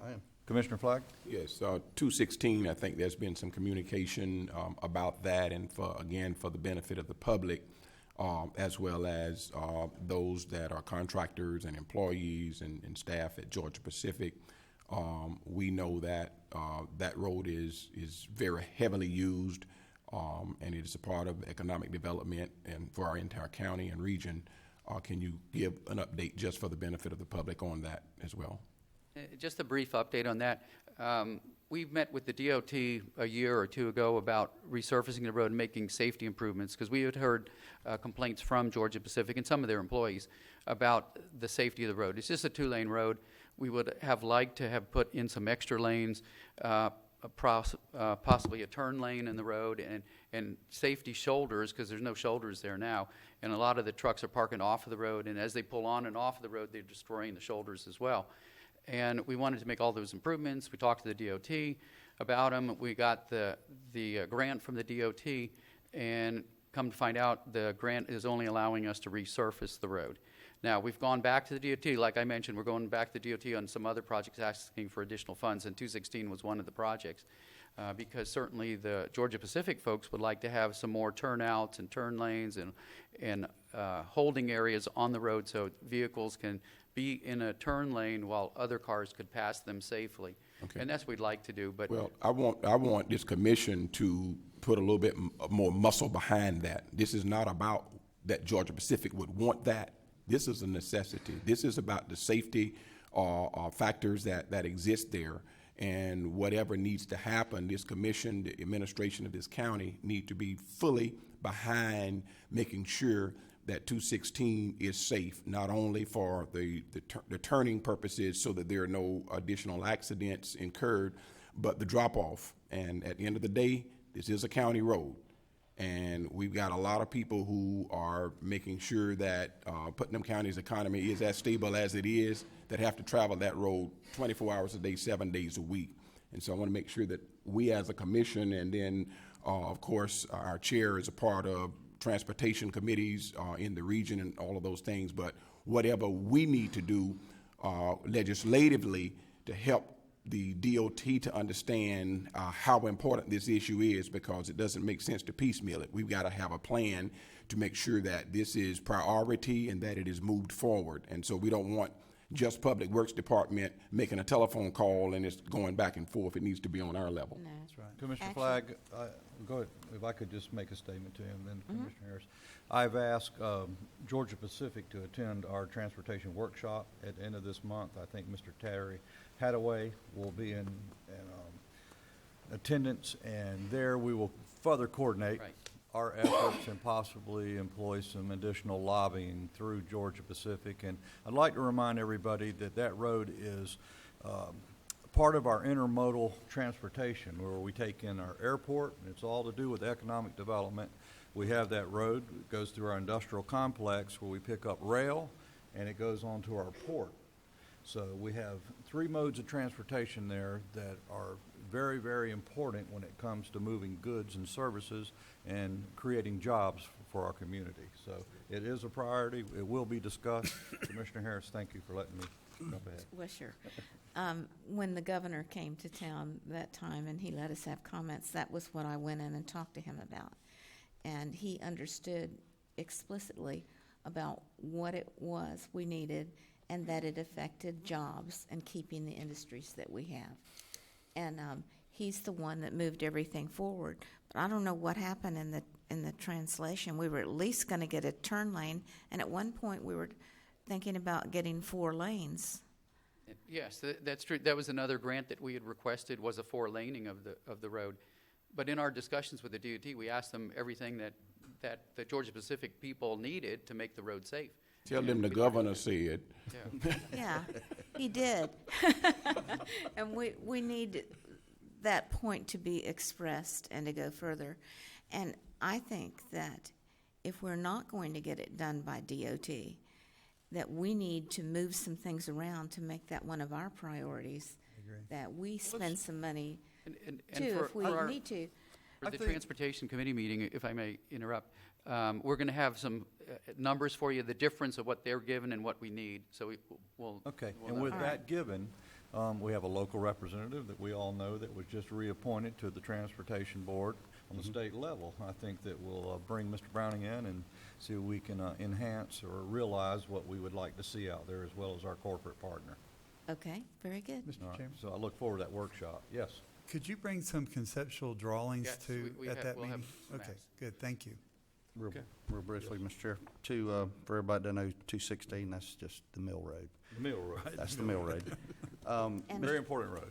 Mr. Jacobitz, on the northeast end of that road, next to 17, that is I don't know why they do it, but they do it. But a lot of big truck traffic, they park there on the side of the roads. I don't know if they take a nap or what they do, but anyhow, that road is, those sides are really bad shape.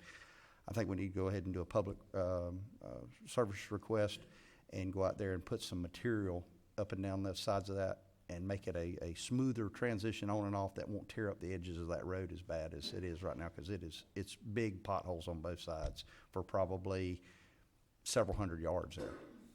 Yes, we can do that. We've had a lot of problems with that, and we've tried to get the Sheriff's Department to do some work there to police that, but they haven't been that lucky. They have to catch the people. They see the trailers there, but or no person in there or dropping off. We've got to come up with a compromise, because the facility can't take but so many trailers at a time. That's And right. They have to wait somewhere. That's it. Yes, we and could they, do and better. They have to have their DOT hours. They can't exceed that, so they have to stop somewhere. That could be something that's discussed with GP at the transportation Absolutely. meeting, because, again, it's not, quote, a finger pointing contest need to happen, need to be some accommodations. is That's what- right. Commissioner Harris, thank you. Okay. I just wanted to mention that I just heard today that the Terry Hadaway is leaving, and that there's a lady who's coming in who's going to fill that position. So we need to be sure that we invite her. And by the way, that was one of the first questions she asked, was about that road and what was happening. So we just need to Okay. make sure we make Thank that you for that. connection. That's very important. Absolutely. Okay, Mr. Kopovich, I think that's it right there. All right, thank you. Mr. Sammons, Code Enforcement. How are you, sir? And Happy New Year to you. Okay.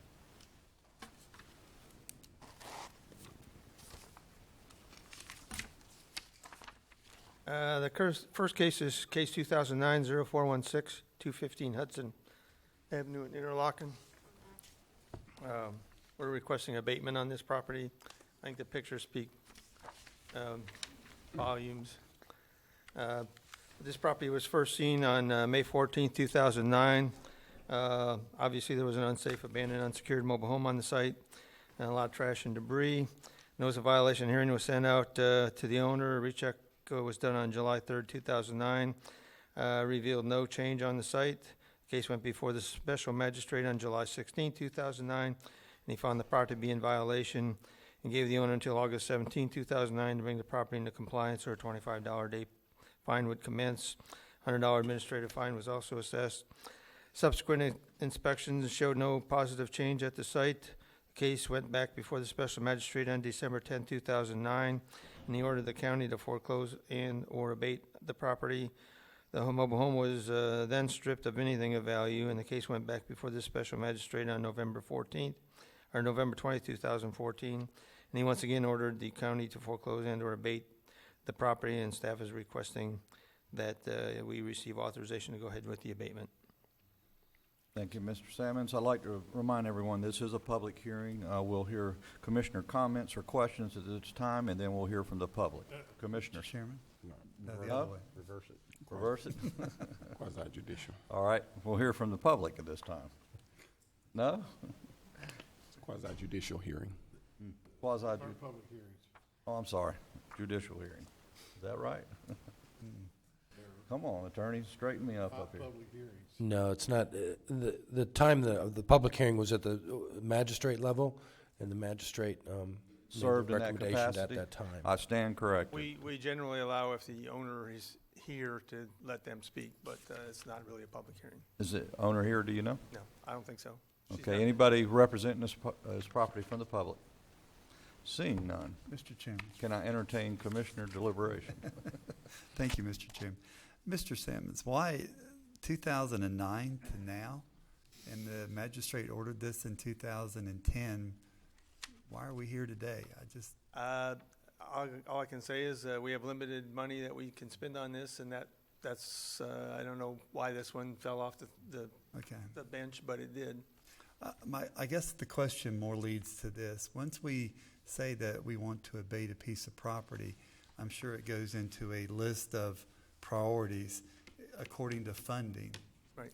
So really we should, as this thing pops up, we should abate it. It should never come back up before us ever again. No, okay. Okay. Here comes your funding source. Here you come. Good afternoon, Commissioners, or good morning. Good morning. The basic issue here is we do have a lot of these things that may have been approved in the past. Right. As you all know at this point, sometimes the due process drags on with these kinds of cases. Many times we have foreclosures, we have bankruptcies, things that drag these things out a long time. We have tax deed sales, we have changes of owners. So they get drug out. We get to them as quickly as we can. We are still going through the throes of dealing with the great real estate crash and subsequent recession. What you're seeing now, regularly we bring you a long list of these things to these meetings. We're still seeing the outfall from those events and are still trying to clean them up as we can find the nickels and dimes in our budgets to do so. So again, if these things drag on a little bit, we do have to, well, there are typically changes of ownership, and if there are changes of ownership, we have to give proper notice to the new owners, give them a fair shot at fixing it. So these things do drag out. And if it drags out too far, we will typically come back and make sure that the board is aware of what we're doing, and if it's been a long time, we'll request the approval of the abatement again. We have done that on a variety of them. Fortunately, we're getting to them faster than we may have in the past. But again, we've been finding enough money to keep that going. Thank you. Mr. Chairman, I'd Yes. like to make a motion if it's the proper time. Second. Okay, motion and second on the floor. Further discussion? Hearing none, all in favor of item A, case 2009-0416, signify by saying aye. Aye. Opposed, like sign. It carries. Okay, Mr. Sammons. And thank you, council, for straightening me out. Second case is 2013-0359, 105 Basin Drive in Palaca.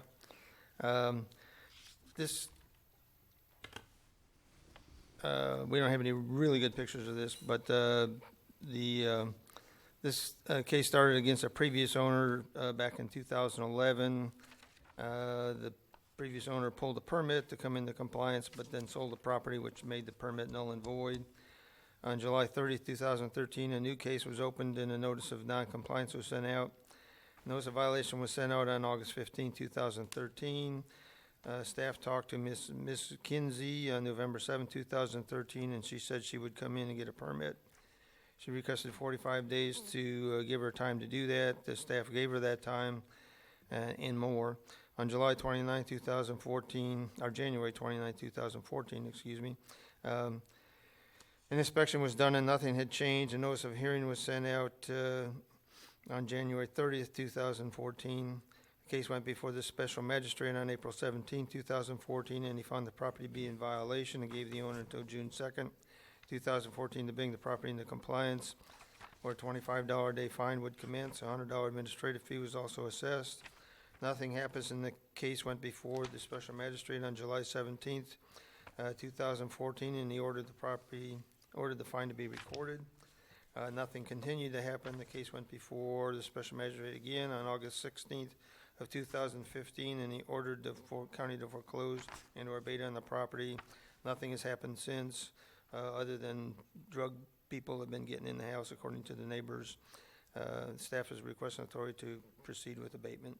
Mr. Chairman, I so move that we concur with the order of the special magistrate and authorize abatement of the property case number 2013-0359. Second. Okay, we have a motion and a second. Mr. Sammons, is there anybody representing this property? I don't believe so. They've not shown up. I did talk to the neighbor whose sister did own the property, and he is excited that we're going to take it down because it's been such a problem in the neighborhood, and then he wants to buy it after that. So, Let's say no more. Okay. Question. Call the question. All in favor signify by saying aye. Aye. Opposed, like sign. Carries. Thank you, sir. Next case is 2008-0065, 104 Tangerine. This property was first seen by code enforcement on February 1st, 2008. There was an abandoned mobile home on the property which was open and accessible to the public. A notice of violation and hearing was sent out on February 28, 2008. Special magistrate heard the case on May 15, 2008, and found the property to be in violation and gave the property owner until August 15, 2008 to bring the property into compliance, or a $25 a day fine would commence. $100 administrative fee was also assessed. There were no changes on the site over the next several months. A notice of hearing regarding foreclosure and abatement was sent out on October 19, 2009. The special magistrate heard that case again on December 10, 2009, and once again ordered foreclosure and abatement. Staff heard from some people who were interested in buying the property and discussed the fine reduction process. The company of Verona V LLC purchased the property in 2013. We sent notice to them of the issues that were connected with the site. Another notice was of hearing regarding abatement and foreclosure was sent out on October 1st, 2014, because the limited liability corporation said they buy them and they sell them, they don't fix them. And the case went back before the special magistrate on October 16, 2014, and he once again ordered foreclosure, ordered the county to foreclose or abate the property. On April 28, 2015, another new owner contacted the staff and wanted to know how long they had to bring the property into compliance before the county proceeded with abatement. And there had been some things done on the property. New windows and doors have been installed. Sadly, no permits. That's the property before, and my picture that I had showing the windows and stuff have been put in. There's likely been done inside because it looks like they're living in it. So we are requesting authorization to proceed with abatement in this case, but would like the board to give the owner 60 days to come in and get the necessary permits for the work that they did and get inspections before we do abatement. So moved. Okay. Motion on the floor. Anybody representing the property? Entertain a second. Second. Can I get some clarification? What, if the motion passes and there's an abatement order with the owner given 60 days to get the permits for the windows, if they comply and get the permits, what happens? Once he gets the permits and we get the final on the thing, if he gets the permits, the 60 days we'll monitor. As long as he's making progress to get the permit finalized out, then we'll work with them. If they chose not to, then we would basically abate the property. So the actual abatement order would not be in effect until 60 days? Right. If they don't comply? Right. Is that kosher? Yes. Okay. Questions?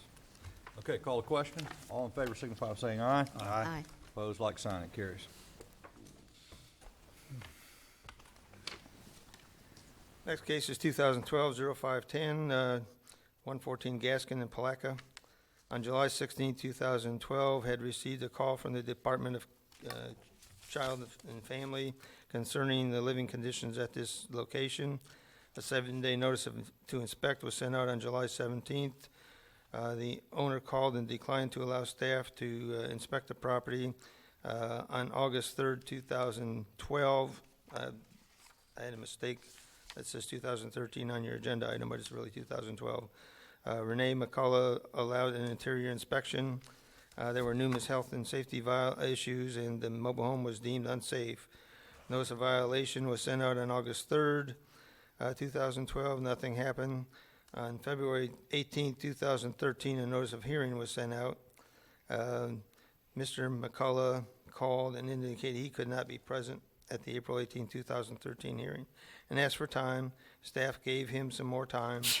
Another notice of hearing was sent out on July 9, 2013. The special magistrate heard the case on October 17, 2013, and he found the property to be in violation and gave the owner until January 16, 2014 to bring the property into compliance. A $100 administrative fee was also assessed. A demolition permit was obtained on January 10, 2014.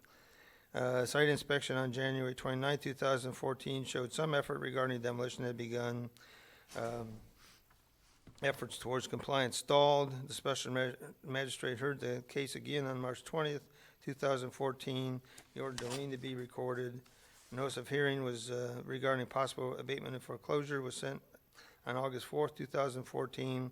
There were significant staff changes at the time, and the hearing to consider the foreclosure and abatement ended up not going forward, and we sent out a new one for May 22nd, 2015.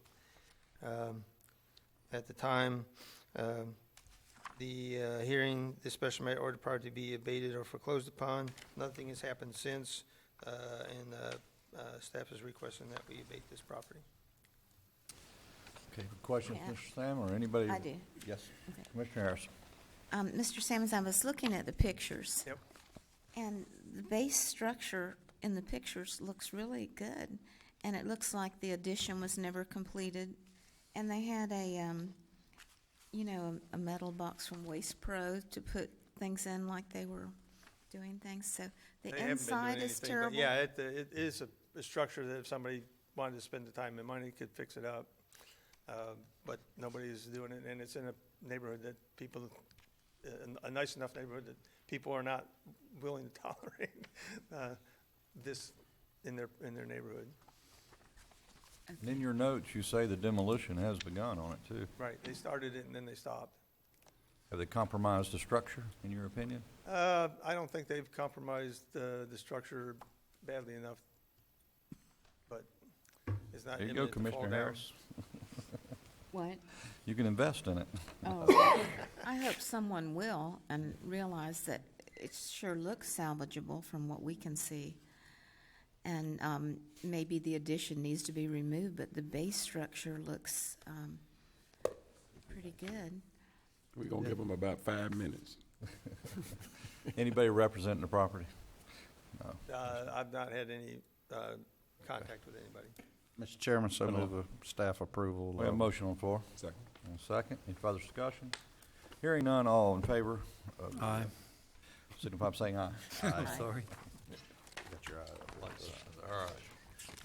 Thank you, Mr. Sammons. Anything else? This case, I talked to Ms. Bragdon yesterday. She says that she has enlisted the help of Jim Melfi from Habitat for Humanity to help her get the permit. She's asked if I could give her more time to get the permit so she can start working on it. She doesn't want to lose her house.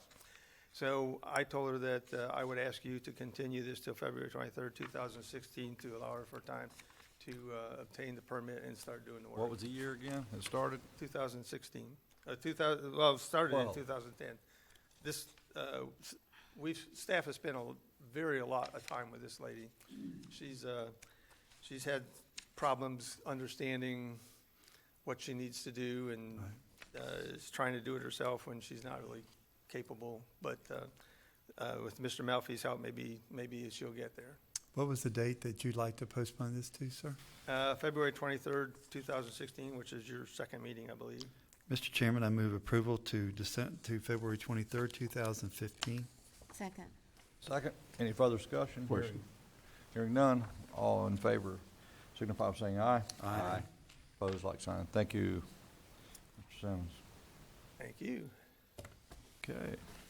Next on the agenda, Planning and Development Services. We're going to bring up Mr. Brown from Planning and Development. Good morning, sir.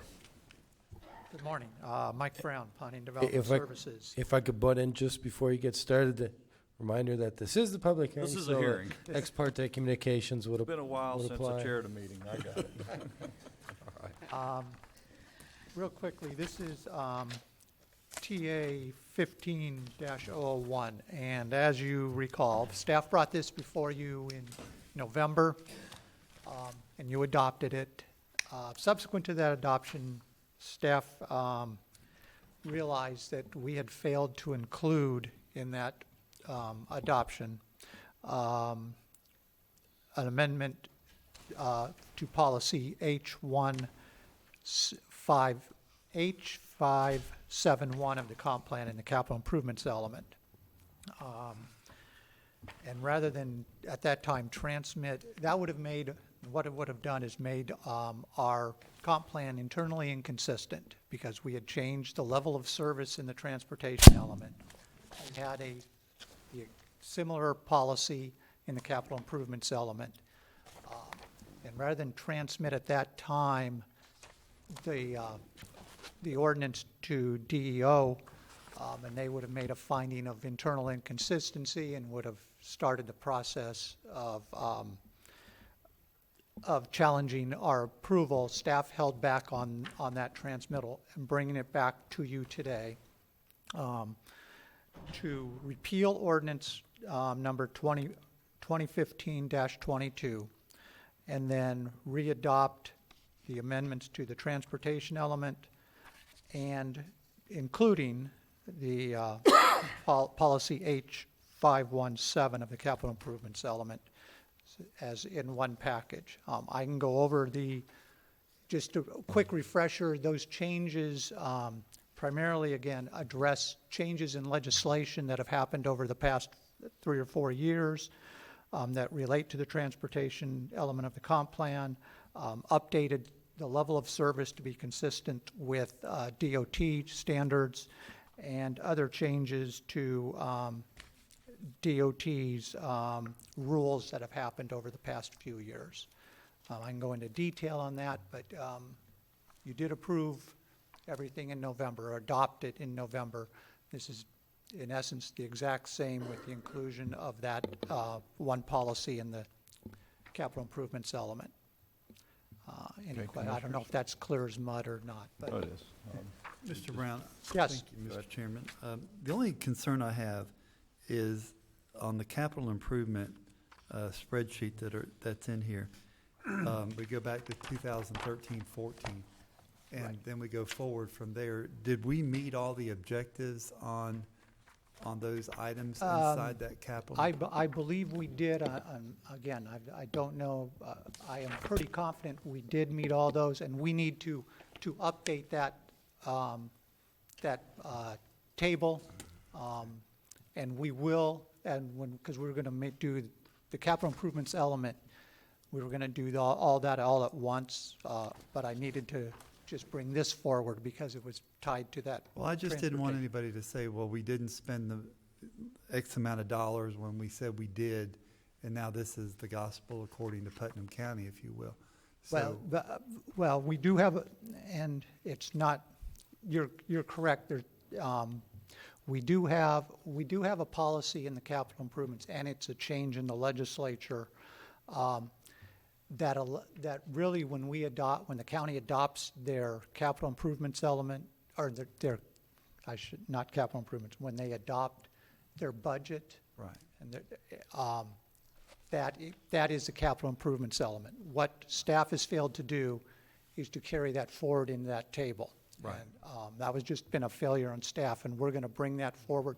But the gospel is really the budget as that was adopted last year. all right, thank you. Mr. Chairman, that's the only question I have. Okay, any other questions for Mr. Brown? Comments? If not, we'll open the hearing up to the public. Any public comment at this time? Seeing none, we'll close the public hearing, and we'll go back for Mr. Chairman, deliberation. Yes. I so move that we approve and authorize the recommended action of repealing ordinance number 2015-22 and adopt the changes to the newly renamed transportation element. Okay, we have a motion on the floor. Second. Second. Any further discussion? Hearing none, all in favor signify by saying aye. Aye. Opposed, like sign. It carries. Thank you, Mr. Thank you, and I apologize for having to bring this back to you. Thank you. Thank you.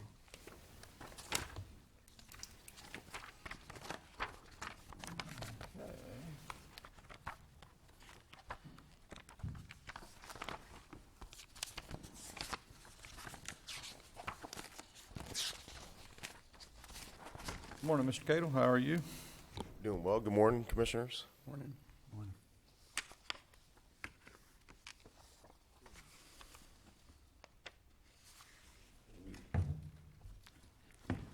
Lunch. Okay, this is case R15-013. The applicant is Circle Investments.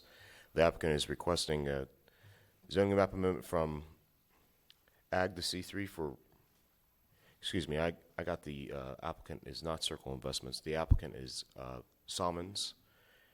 The applicant is requesting a zoning map amendment from Ag to C3, parcel amounting in 1.01 acres located along State Road 20 near Hawthorne, Florida. If we look at the aerial, you can see the subject parcel, which is outlined in blue. It's along State Road 20, where there's some commercial activity going out there near the intersection of State Road 20 and State Road 21, and then some other residential and industrial activity in the vicinity. The future land use, you could see the rural center, which is tied to the intersection. There's also rural residential to the southeast, and ag to the north and southwest, and then industrial to the west. As far as zoning goes, there's a large amount of ag. However, in the vicinity of the subject parcel, the subject parcel is ag, but on the lower or the southern portion of State Road 20 is C2. To the north, there's some C1, and then to the west is industrial light and industrial heavy. In the rural center, so when staff is looking at rezonings, we're looking for comprehensive plan consistency. In this particular case, the rural center future land use does allow for commercial activity, as long as it's consistent with the policy that's listed in red on your screen. When we look at it, we're looking for locational standards, and those locational standards are: does the subject parcel have direct access to a collector or higher paved roadway, or does it require non-residential vehicular traffic to go through an established neighborhood? In both of these counts, it meets the standards of the future land use and land development code, because it directly access State Road 20, which is a principal arterial according to the comprehensive plan. When we look at the proposed zoning district of C3 is consistent with the future land use of rural center.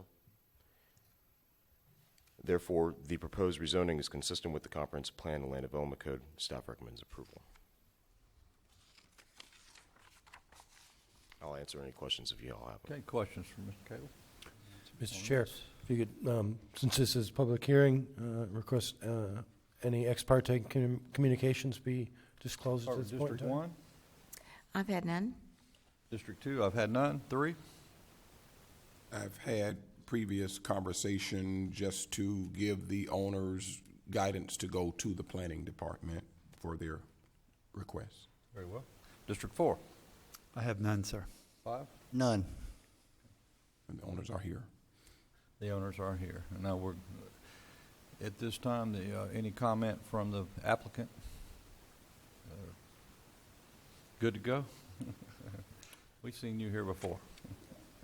Mr. Chairman? Sir. I needed to do Okay. public comment. Okay, I'll open the hearing up for public comment at this time.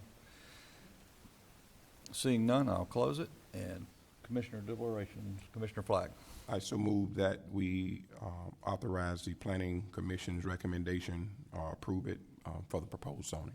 Motion on the floor. Second. Got a second. Any further discussion? Hearing none, all in favor signify by saying aye. Aye. Opposed, like sign. Thank you so much. Thank you. Okay, next up, case R15-014. The applicant is Carly and Adam Shredders. The applicant is requesting a zoning map amendment from R1HA to Ag, or agriculture, for parcel amounting to 4.66 acres, located along Cedar Creek County Estate subdivision, which was vested in 1999. So if we look at the aerial that's displayed, the parcel's outlined in teal. There is a creek that's running through it. That's what the blue line is indicating. You can see some residential development out there, but the subject parcel does have a cabin on it, but you know, there's a large amount of vacancy out there. I'll go into a little bit more detail and show the whole subdivision. We'll kind of get this kind of fleshed out here in a minute. So the future land use for the subject parcel is A2 and in the vicinity of the future land use. The zoning district is R1HA, and that's the predominant, that's the R1HA is the zoning district for the subdivision. However, there is an agricultural zoning district to the north and to the west, which are outside of the subdivision. So again, when staff is looking, reviewing rezoning applications, we review for comprehensive plan consistency. In this particular case, I would like to go in a little bit more definition of what that means. We're looking for internal consistency within the comprehensive plan. We're looking for consistency between the comprehensive plan and land development code, and then we're also looking for consistency with in the land development code. So per the comprehensive plan, the future land use does allow agricultural uses in A2, which the subject parcel is, future land use is A2. The proposed and current zoning districts are allowed within the A2 future land use. So as far as consistency with the comprehensive plan and land development code, the future land use and proposed zoning district are consistent. However, you have a vested residential subdivision that has been, you know, partially developed, largely developed. The entirety of the R1HA subdivision, or excuse me, the entirety of the subdivision is zoned R1HA. The introduction of agricultural zoning district would undermine the intent of a vested subdivision to be a residential activity. The R1HA zoning district is kind of the Cadillac of residential zoning districts in the county. It doesn't even allow mobile homes, which it's our highest level, isn't it? Correct. So staff has you know, expressed issue and the fact that the agricultural zoning, the shift of agricultural zoning district in this vested subdivision, which is currently R1HA, will be incompatible with the vested interests of that subdivision. what we have on the board here is an overlay of where the subdivision is. There is a little triangle piece that's kind of cut out that I made a mistake on that. Here's a little bit more of a close-up, and you can start seeing some more development. The subject parcel is outlined in blue. And so, in short, or to surmise, staff recommends denial of the proposed rezoning. The proposed rezoning is consistent with the Comprehensive Plan and Land Development Code. However, the introduction of agricultural activities is incompatible with the existing vested subdivision, which is R1HA zoning district. So, it's internally inconsistent in the Land Development Code between the zoning district and the vested subdivision. If that's clear. Any questions for Mr. Cato? Yes. Go ahead. Yes, Commissioner. Okay, Commissioner Harris and Harvey. All right. Mr. Before we Cato, get started with that, if you could, again, get to ex parte communications, please. I've had none. I've had none. I have had some with the residents and have done a site visit. I've had none. I've had none. Okay. We don't see very much development. I only see 2, maybe 3 residences. How many are in that subdivision that are developed? I don't know an exact number. I apologize for not having that available to you. However, I have written out there, and there's a large amount, especially over on the riverside, that is developed. They're paved streets. They have, I wouldn't say landscape medians, but they were, kind of naturally vegetated medians and stuff of that nature that is out there. And is an area that's ripe for development in the places where it is vacant. And this property is a part of that vested subdivision? Yes, ma'am. Totally within it? Yes, ma'am. Okay. And to go a little bit further into it, just to bring us back to the zoning district. So you could see the vested subdivision as it is, and then the zoning district, there's a parcel to the north, which is agriculture. That is outside of the vested subdivision. And then to the west is outside the subdivision. Those parcels are zoned agriculture and outside of the vested subdivision. Okay. Why is it that, did the applicant come to us and seek the rezoning to agriculture? That is correct. And why is that? Well, so there are a couple codes cases against the applicant of current. One was pre-existing the applicant's ownership of the property, which has to do with the structure that's out there. Mm-hmm. But the other one was because they have what is called residential livestock in the Land Development Code.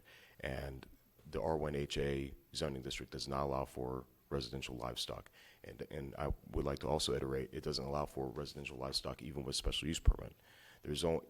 You may only gain special use permit for a keeping of a horse, which requires the applicant to have at least 5 acres of property, and they can only keep 1 horse per 3 acres. And they do not have a special use permit for that either, just to clarify. So they have a lot of animals. When I went out to put signs up on the property and do a site visit, I saw numerous goats, a couple mules, geese, chickens, and potbelly pigs. My understanding, and the applicant will come up here and speak, but the applicant has expressed his interest to get rid of the pigs, and I'll let the applicant speak for himself as far as the residential livestock that's on his property, his intentions. Yeah, in this particular case, we have essentially a land use and a zoning that really don't match all that well. It is underlain with agricultural land use. And if everything were ag in the area and the zoning was ag, of course, we protect ag first over residential. But in this case, given that it's your highest residential zoning district in the county, it's as high as you can get, and it is specifically oriented to that, we feel obligated to protect the residential zoning here in a subdivision like that. Any intrusion, chipping away of lots in that subdivision, it gets into a slippery slope that we just don't want to go down. We need to protect that zoning district. It is, again, only allows conventional structures, no mobile homes, no animals. It's for, let's just say, upscale development.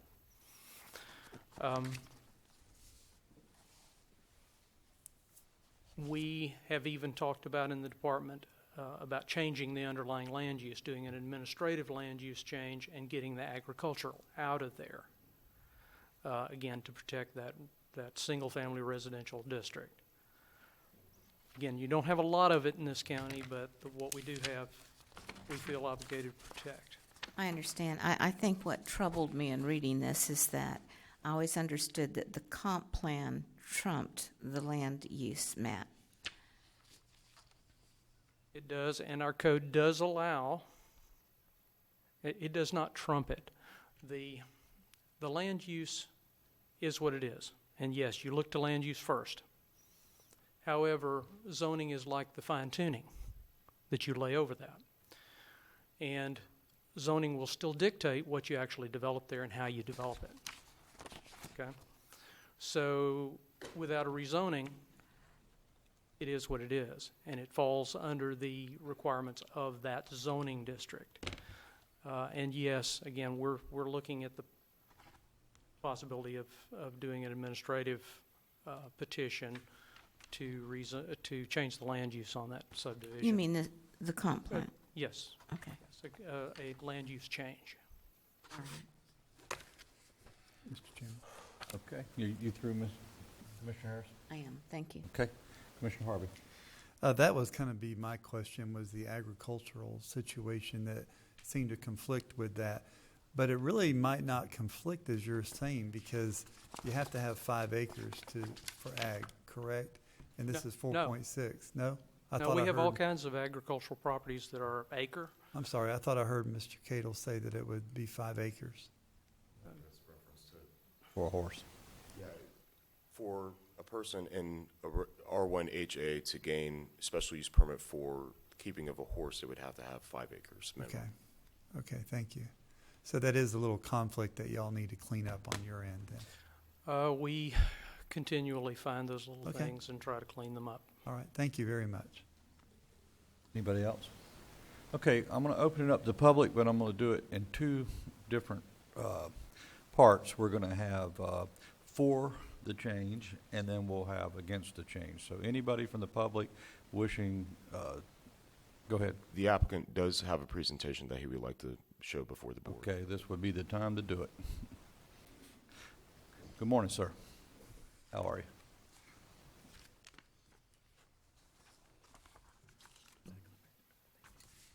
I'm going to just go ahead and skip some of these slides because they've already been addressed and by Mr. Burns-Cato, and I understand we're already running a little over schedule for the morning, and I don't want to be repetitive. Okay, so Commissioner Harris, ma'am, you had asked how we got to this point or where we were sitting with the animals. So we back in the spring, my wife and I saw the property listed for sale and thought that it would meet some of the goals for our family. We wanted to have a place out in the country to move our kids and show them some of those type of values. The intention for the property was to have some type of a large garden, just a large acreage for the kids.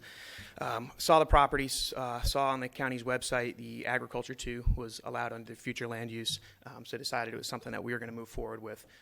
Bought the property, had it fenced, and had it cleared. While we were having it cleared, the state came out and said, hey, some of these areas where you're having clipped, you can't clip in there. With machinery. You can do it by hand, you can do it a myriad of other ways, but you can't do that. You don't want tires disturbing the soil bed. So spoke to Mr. Mark Morawski at the state, with the Department of Environmental Protection up in Jacksonville, and had brought about the idea of, hey, can we bring a couple goats out on the property to clip and eat some underbrush? He said, yes, if you're going to do it large scale, we got to do an impact permit and an impact study. Small scale, you're really splitting hairs. What's the difference between a couple of goats and a couple of deer walking through the property when it comes to disturbing the soil bed? Commercial enterprise, yeah, we got to do impact studies, hire some soil and water engineers, and this is going to be a big project. Our goal with the property was to, again, have essentially like a large garden and a large area for the kids to play, and maybe keep a few animals. So I believe that's what Putnam County defines as residential livestock, so not non-commercial enterprise. So we picked up a few goats and had them on the property to do the clipping. I was advised that, hey, there are some coyotes in the area. Typically people have a donkey or two to protect their goats. So we did at one point have some donkeys. They're since gone. The gentleman that had delivered the goats just decided to throw in for our kids a couple of small pot-bellied pigs. They're since gone. I believe there's one wild pig that's kind of in the area, but it's not a domestic animal. I know that could probably lead to confusion. There's a dark-colored pig there. But there are a few goats still left on the property. I've never had geese or chickens there. There currently aren't any. There are no domestic ducks, any type of fowl. I would, in the interest of full disclosure, my wife and I would like to get a few hens to lay some eggs, but again, non-commercial. With regards to the subject property, so I understand this is in orange or overlaid in this bronze color is the vested subdivision. What I would like to point out, though, is, and I was corrected by Mr. Cadle, Mr. Burns Cadle. So this is a vested subdivision. That being said, there's one entrance from the main road. As you drive in from the main road, there's farms on either side. As you come into the property, it gets more residential. Then as you get to the southern part of the property, it's back to agricultural. My wife and I want to move here. We want to build a house here. There's already a building pad from the previous owner. Our intention is to do that, but we truly just want to have residential livestock here. I don't think that building a very nice house and keeping 6 goats and a couple chickens is going to change the landscape of the area. During the last meeting, some of my neighbors brought up some very valid concerns about soil and water quality, about changing the property value and diminishing their property value, which I respect that. I live in a very nice neighborhood in St. Johns County, and if there was a commercial feedlot going in next door, I think I'd be pretty upset about it as well, but that's just way outside the scope of what we're looking to do. With regards to the residential livestock, there are limits placed on by the county. I believe it's 6 goats per acre. The acreage, though, is very important in this case in particular. Needs to be on open, arable, and undeveloped, otherwise vacant land. Now, as I interpret that, we have 4.66 acres. The county has 2 acres. The parcel is essentially split. 2.6 acres are wet or just lower areas, not suitable for any type of agricultural use. The other 2 acres are the residential. Of that 2 acres, I have a half an acre of ponds. They're 2 quarter-acre ponds. So in reality, I have approximately 1 acre to do something with, where I'm not going to have a house where I don't have ponds and where there's no wetland. So I am capped at the 6 goats or a few chickens, like I'm intending. I'm really not looking to go over that. I'm not looking to change the makeup of the neighborhood. At one point, I just briefly discussed with the staff at Building and Zoning about amending this request from agriculture to agricultural estate, because I felt like that would meet our goals as well. Initially, we went down the ag road and put ag on all the paperwork after our first meeting, and it said, hey, I would love to have a couple different animals. There's ag adjacent, ags under the future land use, and that's kind of how we came down this path. I definitely want to just reiterate, we're not looking to do high-intensity agriculture, not looking to do this commercial. If there's any other venue to do this, absolutely open. As far as mitigation and keeping a small footprint, the goats we're talking about, there are 3 adults, and one of them actually just had a baby in the last couple weeks, but they're miniature goats. The animals total on the 4 of them, 80 pounds. The donkeys that we did have were miniature. I think the Jack was about 170 pounds, and the Jenny was about 140 pounds. I mean, I'm not, again, this is about as low impact as I think I can make it and still reach some of our family's goals. And I guess really that's where I'd like to conclude at this point. Okay. With regards to the rezoning, the 2 open code cases, one of them was for the livestock, which was what started driving this request. The other was something I wasn't aware of until the last meeting. It was not disclosed when we bought the property with regards to the structure. I met with Building and Zoning, with the code enforcement. 2 different courses of action, whether or not it's kept residential or whether it's converted to agriculture. So I'm kind of pending the outcome of this hearing before we move forward on that pre-existing codes case. Okay, stay right there if you would, Ms. Shredders. I'm sure the commissioners have questions. Mrs. Harris is looking at me. Can you Yes. lead it off? Yes, ma'am. Thank you. I didn't understand everything that you. I'm sorry? You said, but did I understand that it is your intent to build a house there? Yes, ma'am. And what about the existing structure? Yes, ma'am. So on the road, maybe just with whatever the setback is, there's a pad, there's a foundation where there was at one point a house that has since been torn down. It was torn down before we bought it. More in the middle of the property, there's what's now being referred to as a cabin. County has it classified as a warehouse. It was a shed, essentially, that was built in the back. I believe the previous owner, and again, none of this was disclosed, so I am making some assumptions, but when the main house was demolished and torn down, he started to finish the inside of that cabin to make it like a hunting kind of a cabin. It's like a one-room structure. It's approximately 320 square feet. And that's what drove the codes case, because the county had said, hey, some of this you're doing is not up to code. It's not the way it should be. So if we're going to move here, my intent would be to use that as it's currently listed as like a warehouse or as a shed, and then build the house closer to the road on the existing foundation. All right, that explains it better. Thank you. Yes, ma'am. You good? I'm good. Any other questions? Nothing at this time. I have a couple. Mr. Shredders, why not?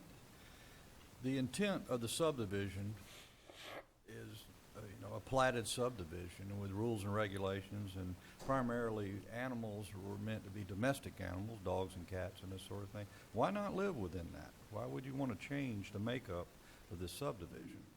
Well, sir, it's not that we want to change the makeup of the subdivision. With regards to keeping the animals, in particular, one of my children, we're trying to teach him a way of life that he can contribute to society. One of our children that was just born this summer, he's already had 2 brain surgeries, and my wife and I are scratching our heads trying to figure out how we can set this kid up for success later in life. He's not most likely not going to be a candidate for college, though we really hope he is. But trying to teach him something that he can use later in life, which is why we want to live somewhere where we can have a large garden, not just a few raised beds and just a few animals to teach him how to care for that type of stuff. So. I can appreciate that, but you chose a residential subdivision. You don't Yes, sir. When we initially... feel like you have, the whole neighborhood's against you. And, you should have concern for that. What could you speak towards that?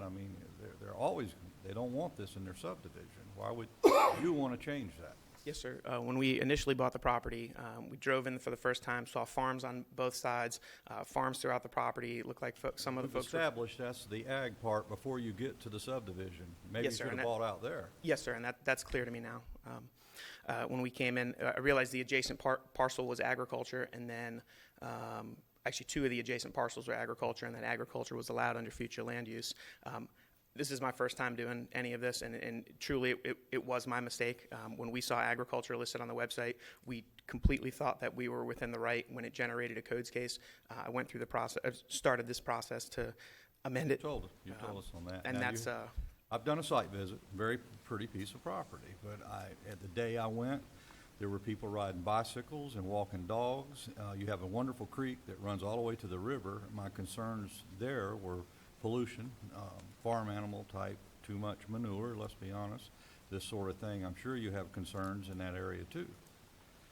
And I feel strongly, and I'm just going to tell you that a farming operation, although it be hobby, is just not suitable for this. The intent of the neighborhood is what it was, and I'm having a hard time understanding why you are that persistent towards it. But you've shared some of it with me now, but still, it's my feeling.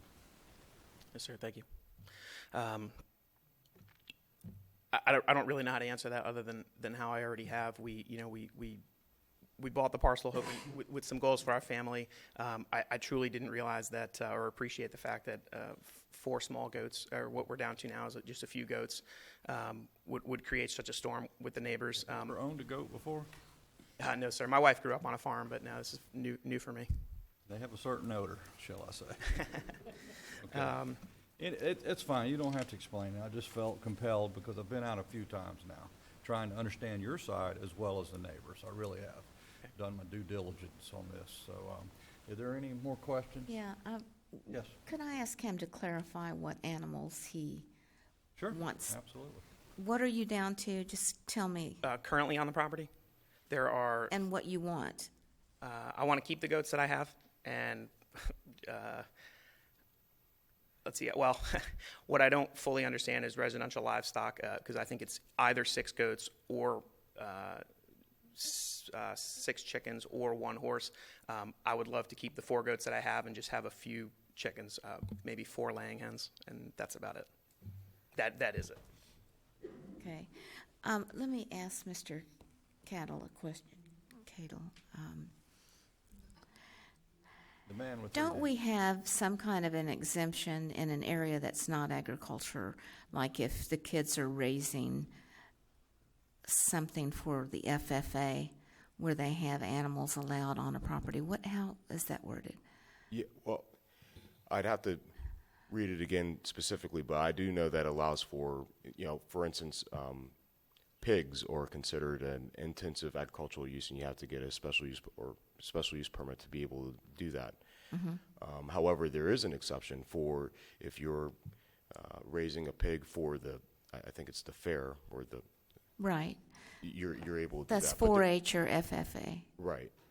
But in the particular circumstance where we're talking, that's a temporary use in that particular, the way that it's worded in the code, and that wouldn't suffice for what it is that the applicant would like to do. Okay, I wanted him to be aware of that in the future as your child gets older, that there would be opportunities. And would that fit in this zone if he had? I believe so. I have to look at it specifically. Give me a moment. Okay. Okay. All right, thanks. I just wanted to clarify that. It just seems we're down to like 4 goats and 4 chickens. And do the goats really have an odor that expands to the neighbors? It's a big deal? Yes? No, at the time when the site visits were done, there were the 2 donkeys there, which I can appreciate. Yeah. I personally never noticed it. My wife, every time we went out, said, "Geez, I grew up on a farm, and this is pleasant." There isn't an odor that she noticed. Again, 80 pounds of goats total. That is much less than most of the dogs at free range in the neighborhood, making a mess. The goats are kept free range on the property, and they're doing quite a bit of grazing. I think they're living about as clean as they can. I'm sorry. Well, let me just Go ahead, Commissioners. finish this. Actually, if we rezoned it to agriculture, Mr. Cadle, we could not limit them to 4 goats. They would be allowed to do whatever is allowed in ag. That is correct. On- Well, they are limited to the scale of residential livestock as is identified in Article 3. For instance, you're able to have, so if it was rezoned to agriculture or agricultural estate, they would be limited to 1 horse per acre, or 1 cow per acre, or 40 chickens per acre. So that would be kind of the case. That would be the case in the applicant's situation. Okay. Does the idea of going with ag estate make this easier and more restrictive for the neighborhood? Unfortunately, that is not a solution because residential livestock and agricultural estate zoning districts is the same. Okay. And just to clarify, if the request were changed to rezoning to ag estate, it would need to start from the beginning and be re-advertised and give the public an opportunity to comment on that particular zoning request. So this is limited to ag in this request. Now the applicant could withdraw and reapply to begin that process again. Although once a determination is made today, that would not be an option again for, I believe it's 2 years. So.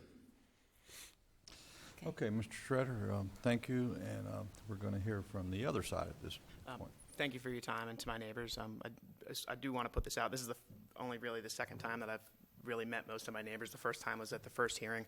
I understand, and I would like to make it as part of the record. I understand this has aggravated some of the folks. None of them, very few of them, have spoke to me. One or two of them came after the previous meeting and introduced themselves. My number's been posted on the fence. All this could have took was a phone call. We were not trying to make any waves. We're just trying to do right by our children. And thank you for your time. Okay, thank you, sir. If I could make a correction, that would be 1 or 12 months for reapplication, not 2 years. I think that's what I wanted to know, Mr. Counsel, is if it's turned down or one way or the other, he could apply again, but he have to wait 12 months is what you're saying? 12 months, correct. Unless he withdraw. Unless he withdraws the application before determination is made today. Okay, before it's made. Okay, thank you. All right, from the neighborhood opposing. Yes, ma'am, please come up, and each one of you, you state your name and your address for our record, if you would, please, and then go into your... Mr. Chairman, before the first speaker speak, as a point of order, if they're going to repeat what the previous one said, if they'll just make it known that they're in agreement with the previous person, that'll make us more efficient. Commissioner Flagg's getting hungry. Let's go. I'm kidding, that was a joke. We're here as long as it takes. Let the record reflect that was a joke, right? Hi, my name is Carolyn Frazier. I live at 166 Pioneer Trail. I do not live adjacent to the property in question. However, I pass it at least 3 times, sometimes 4 times a week. So I have seen the animals that have been brought up. One thing I wanted to clarify for Ms. Harris is that there are approximately 50 families that live out in that subdivision. We have children who ride the bus, children who go to kindergarten, and yes, we are surrounded by agriculture and the river. So, you know, there are 3 subdivisions out there, 2 of which are residential, and 1 is agriculture. So that kind of is why we're surrounded by the agriculture. The gentleman who spoke at the previous zoning board meeting is not here, as that I know, because I don't know him personally. And I'm afraid I don't I don't know a lot about him because he's kind of new to the neighborhood and lives on the other side of the neighborhood from us. But he presented the fact that the applicant's property did not meet the DEP regulations for water runoff. Even though he has acreage and he has 2 ponds, there's some requirement for contiguous, clear property because of runoff into the stream that runs through the property, as well as any kind of pollution that could come from feeding areas. Because when animals feed, they tend to get rid of what they previously ate in the same area. So those are concerns that I think should also be mentioned. I'm sorry I don't have more detail on that, but it is, I'm sure, in the meetings of the previous zoning board meeting. Yeah. You have it? Okay, thank you. It doesn't affect me personally as far as my quality of life. However, there have been other neighbors who have attempted to have various fowl, one of whom at one point lived next door to me. That got resolved between us. So based on the rezoning, or I'm sorry, based on the zoning regulations. So there are those who don't mind and there are those who do. However, I think it could negatively impact our property values, which have dropped precipitously in the 15 years or 12 years that I've lived out there. We back up to the creek, so we have maybe a little bit more of a property value than people who are inland. It's negligent at this point because it's swamp. But I would also like to say to the applicant that I appreciate his efforts as he enumerated in the zoning meeting to have tried to purchase agricultural property that backed up to his property so that he could have the animals he wanted. I know he ran into a lot of problems trying to deal with the people who owned that property, and I appreciate his going to that thing, but to that effort. But the effort should have been expended on the front end of due diligence. So while we don't necessarily want his animals, we wouldn't mind having them as neighbors. That's just me. I haven't introduced myself to him, but that's just me. I'm not speaking for anybody else. So thank you very much. Thank you, Mrs. Frazier. And he's right there. Okay, next, name and address, please. And good morning, soon to be afternoon. Edwin Miller, 166 Pioneer. I'm Miss Frazier's husband. And just quickly, what Mr. Shredder suggested sounds very innocuous and non-threatening. But the property was purchased under Mr. Shredder's LLC as an agricultural endeavor. So that makes us go, wow, what's really going to happen there? And if they just want some goats for their children, we've established that there's a variance for short-term farm animals. And on a residential piece, it sounds like you guys said you could have 4 goats or some number. If that's all he wants, that's his business, not ours. If he wants to change it to agricultural, that is our business. That's it. Thank you, Mr. Miller.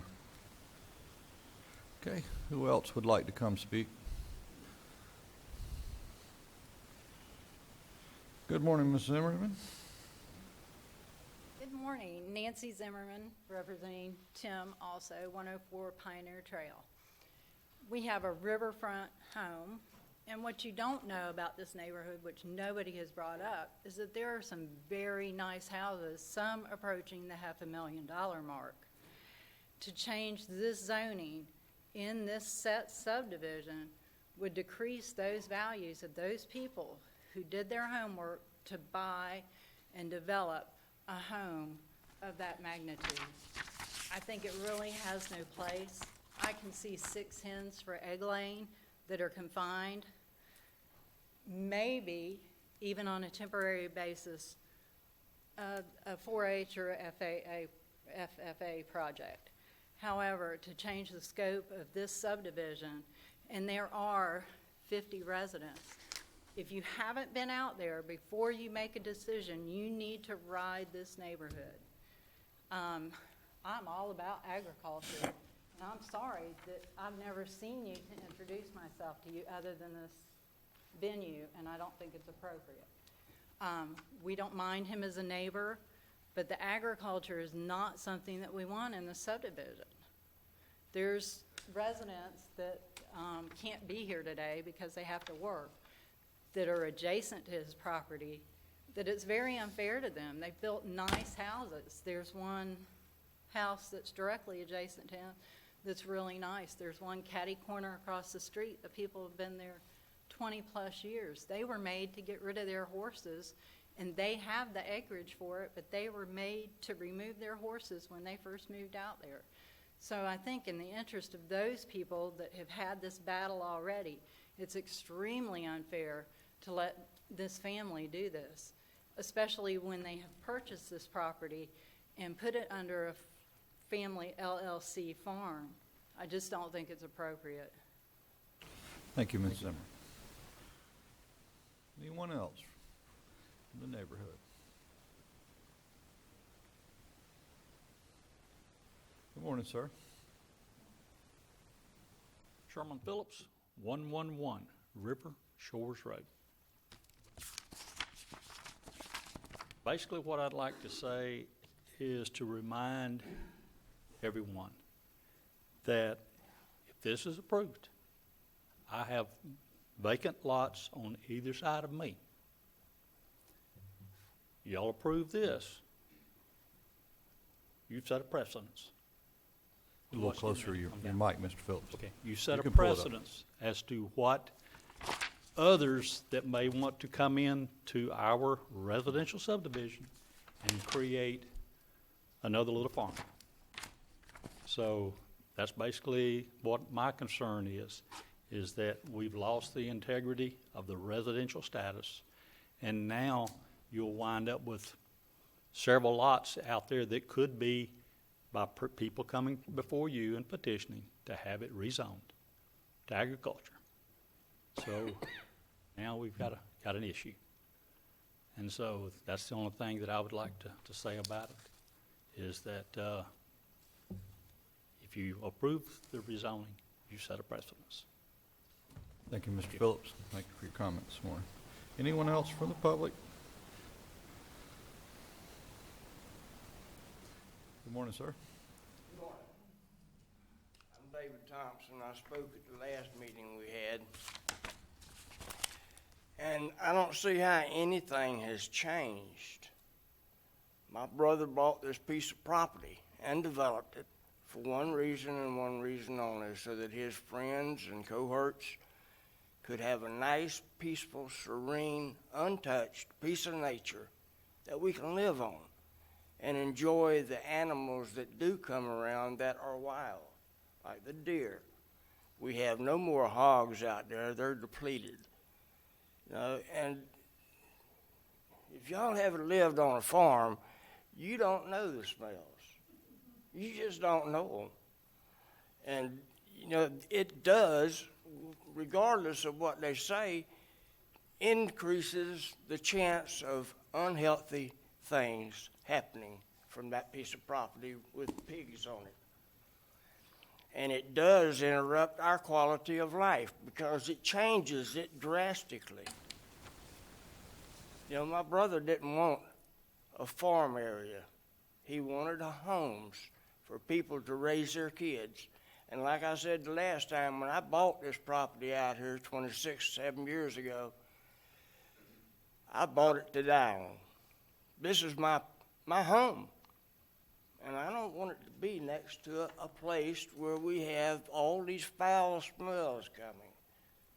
And pigs and hogs do get out. They will crawl up under a fence.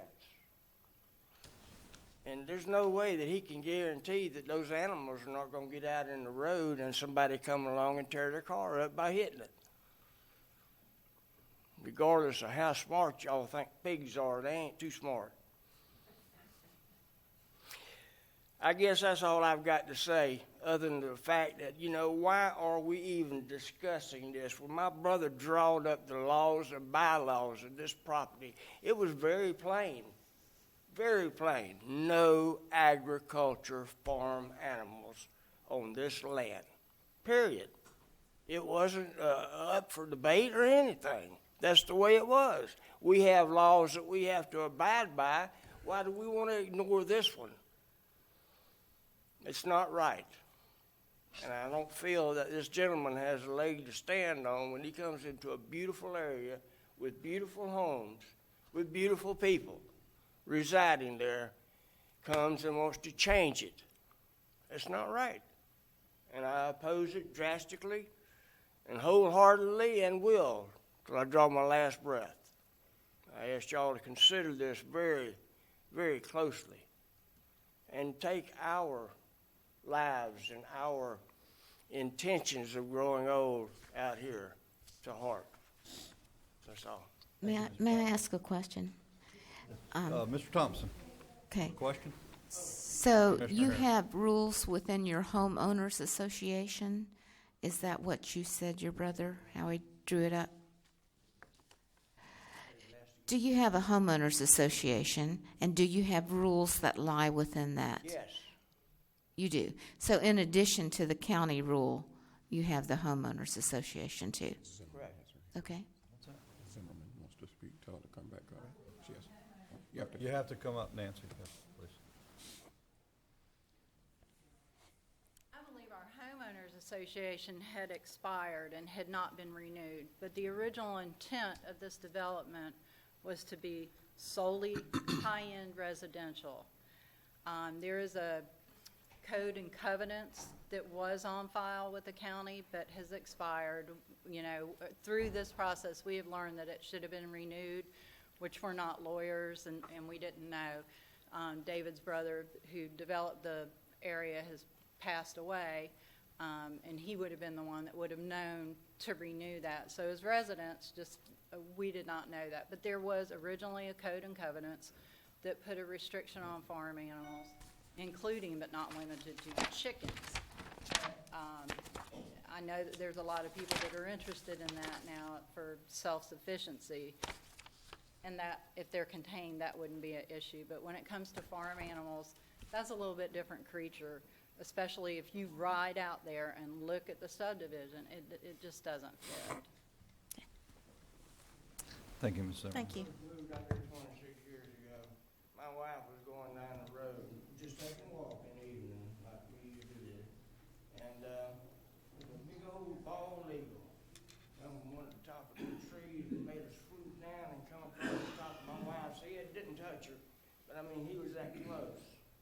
And you just can't imagine the feeling that runs through you by seeing something like that.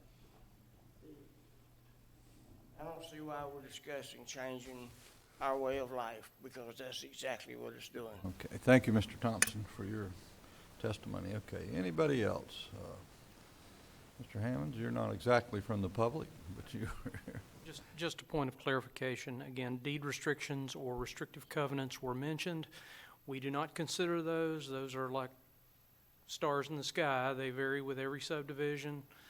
They are not something that the county is a party to. Therefore, we have no enforcement ability, and we do not consider them in any way when we do our staff reports, et cetera. So we're completely out of that issue. I understand that.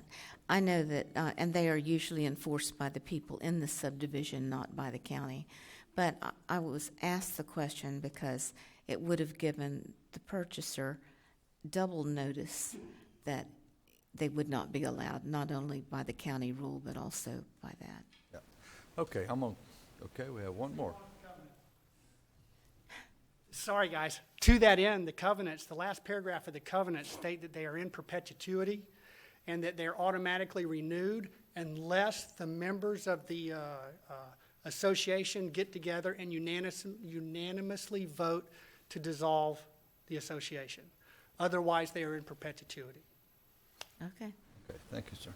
All right. If I could just, that may not, there is a state law that went into effect a number of years ago that requires renewal of them, and I'm not familiar enough to tell you specifically whether that affects in perpetuity, but I do believe it did preempt those, and they required that all of them be renewed. Not that that's particularly relevant to your consideration, because for this type of request, that's not a valid consideration. So while I have the mic, I might as well take this opportunity just to advise the board that before they make their determination, what our land development code requirement is regarding that determination.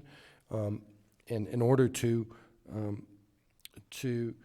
grant the rezoning, this board, you all will need to find that, number one, the rezoning would be consistent with the comp plan, which I believe is what staff is recommending and stating that it is. But you also have to find that, number two, the rezoning complies with the applicable procedures and requirements of the Land Development Code.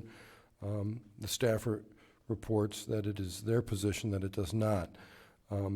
Also, if you were to find that it complied with the comp plan and the Land Development Code, if the proposed rezoning does meet those requirements, this board may nonetheless deny the application if the board finds that the existing zoning serves a legitimate public purpose. So that's your guidelines on what your findings need to be in making your determination. Okay, thank you, Mr. Manning. Ms. Chadwick, how are you this morning? Hi, you would state your name and address, please. Karen Chadwick, 179 West Strickland Road, Interlochen. I just wanted to make a quick comment. I really feel for the guy. I did the same thing. I bought 4.5 acres. I was very careful to buy agricultural property and, willing to take the risks of what my neighbors would do, and chose my property very carefully, interviewed the neighbors. It was like a Florida State Park. My neighbor's son moved in. He started clearing down all the oak trees, brought in 3 Dobermans and a horse and chickens and pigs. And I wanted to do the same thing, have a garden there. And every time I would plant something, the chickens would come over and dig up everything I planted. And at one time, there were 30 bandy roosters. If you've ever heard a bandy rooster, they're very annoying. Imagine 30 of them on your 4.5 acres. And no amount of conversation, slowed anything down. The horse died from equine encephalitis, which puts people at risk too. And so there's gambles with that. And I guess if I lived there, what would concern me, besides those sorts of things, is if zoning was changed in the future, he could sell the property anytime. And then it would be rezoned, and the next people coming in, they probably wouldn't want just 4 goats and a few chickens. They could do anything ag allowed. And with it being right on the creek, I would be concerned, like you were saying, about the manure impacts of any, future ag use there.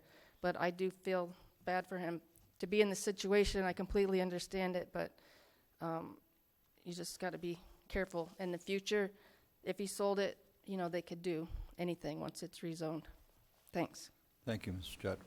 Chutney. Okay. Anybody else before I close the public comment portion of the hearing? Seeing none, I'll go to Commissioner deliberations. Commissioners? Mr. Chairman, question for council. Is it appropriate, because I am prepared to make a motion to deny this rezoning, is it appropriate to give the applicant one last opportunity to withdraw if that is the pleasure of the applicant? You may certainly do that anytime before the vote is taken. Well, I'm getting ready to make a motion. No, right, sir. I just wanted to make sure it was in order if that person wanted that opportunity. Are you asking that question? Yes. Okay.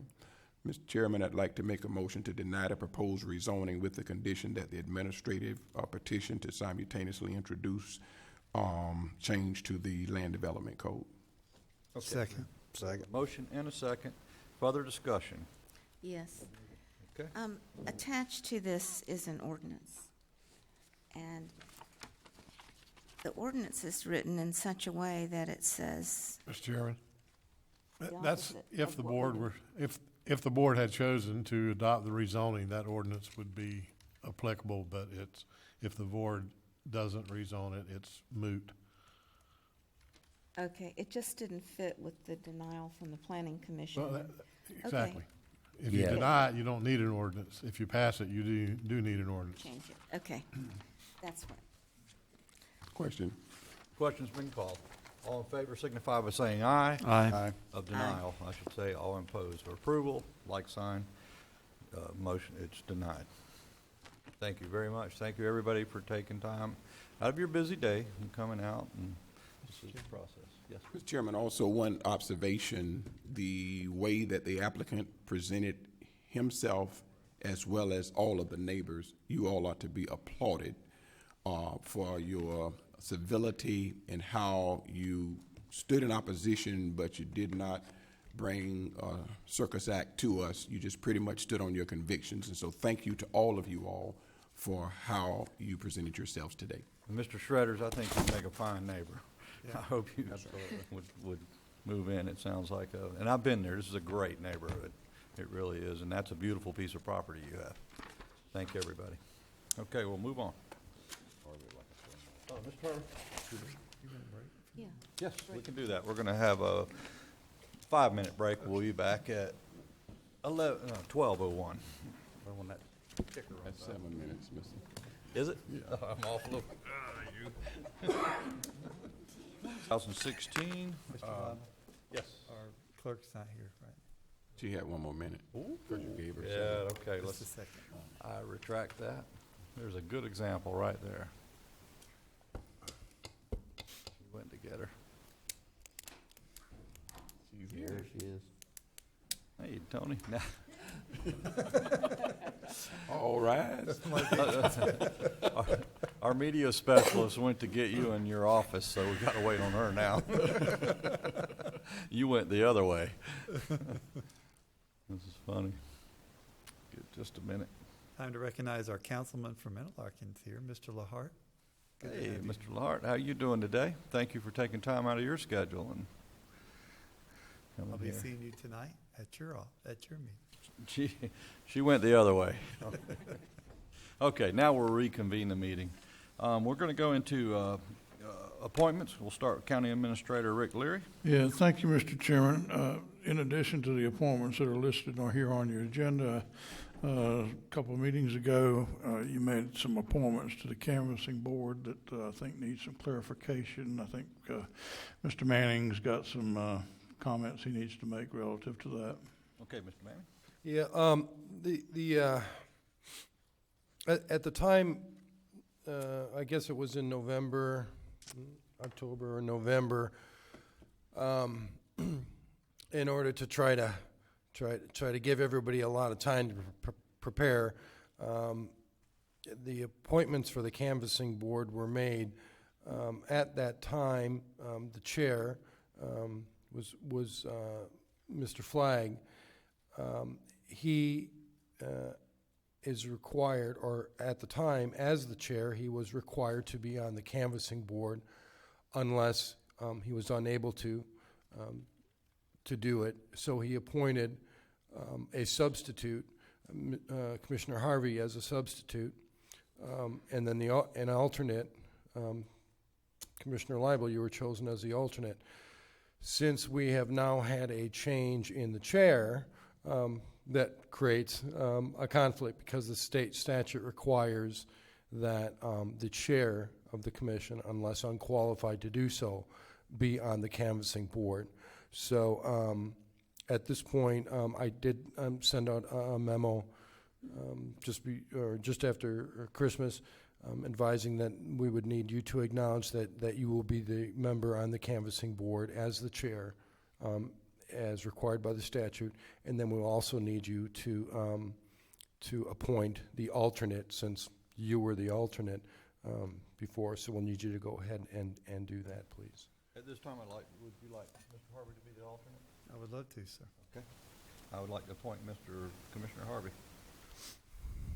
We need that in the form of motion, don't we? No. We don't? Okay. It's just it's an appointment by the chair. Okay, very well.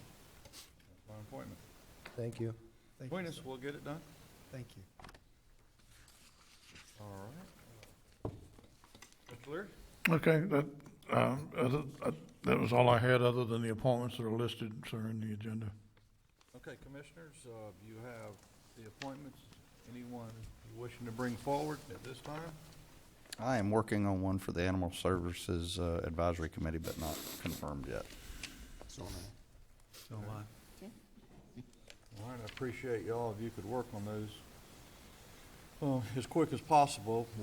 That's a regular standing committee now, and then they need to appoint a chair, just like all the other committees, and move forward in the progress that we've experienced in the last year and a half.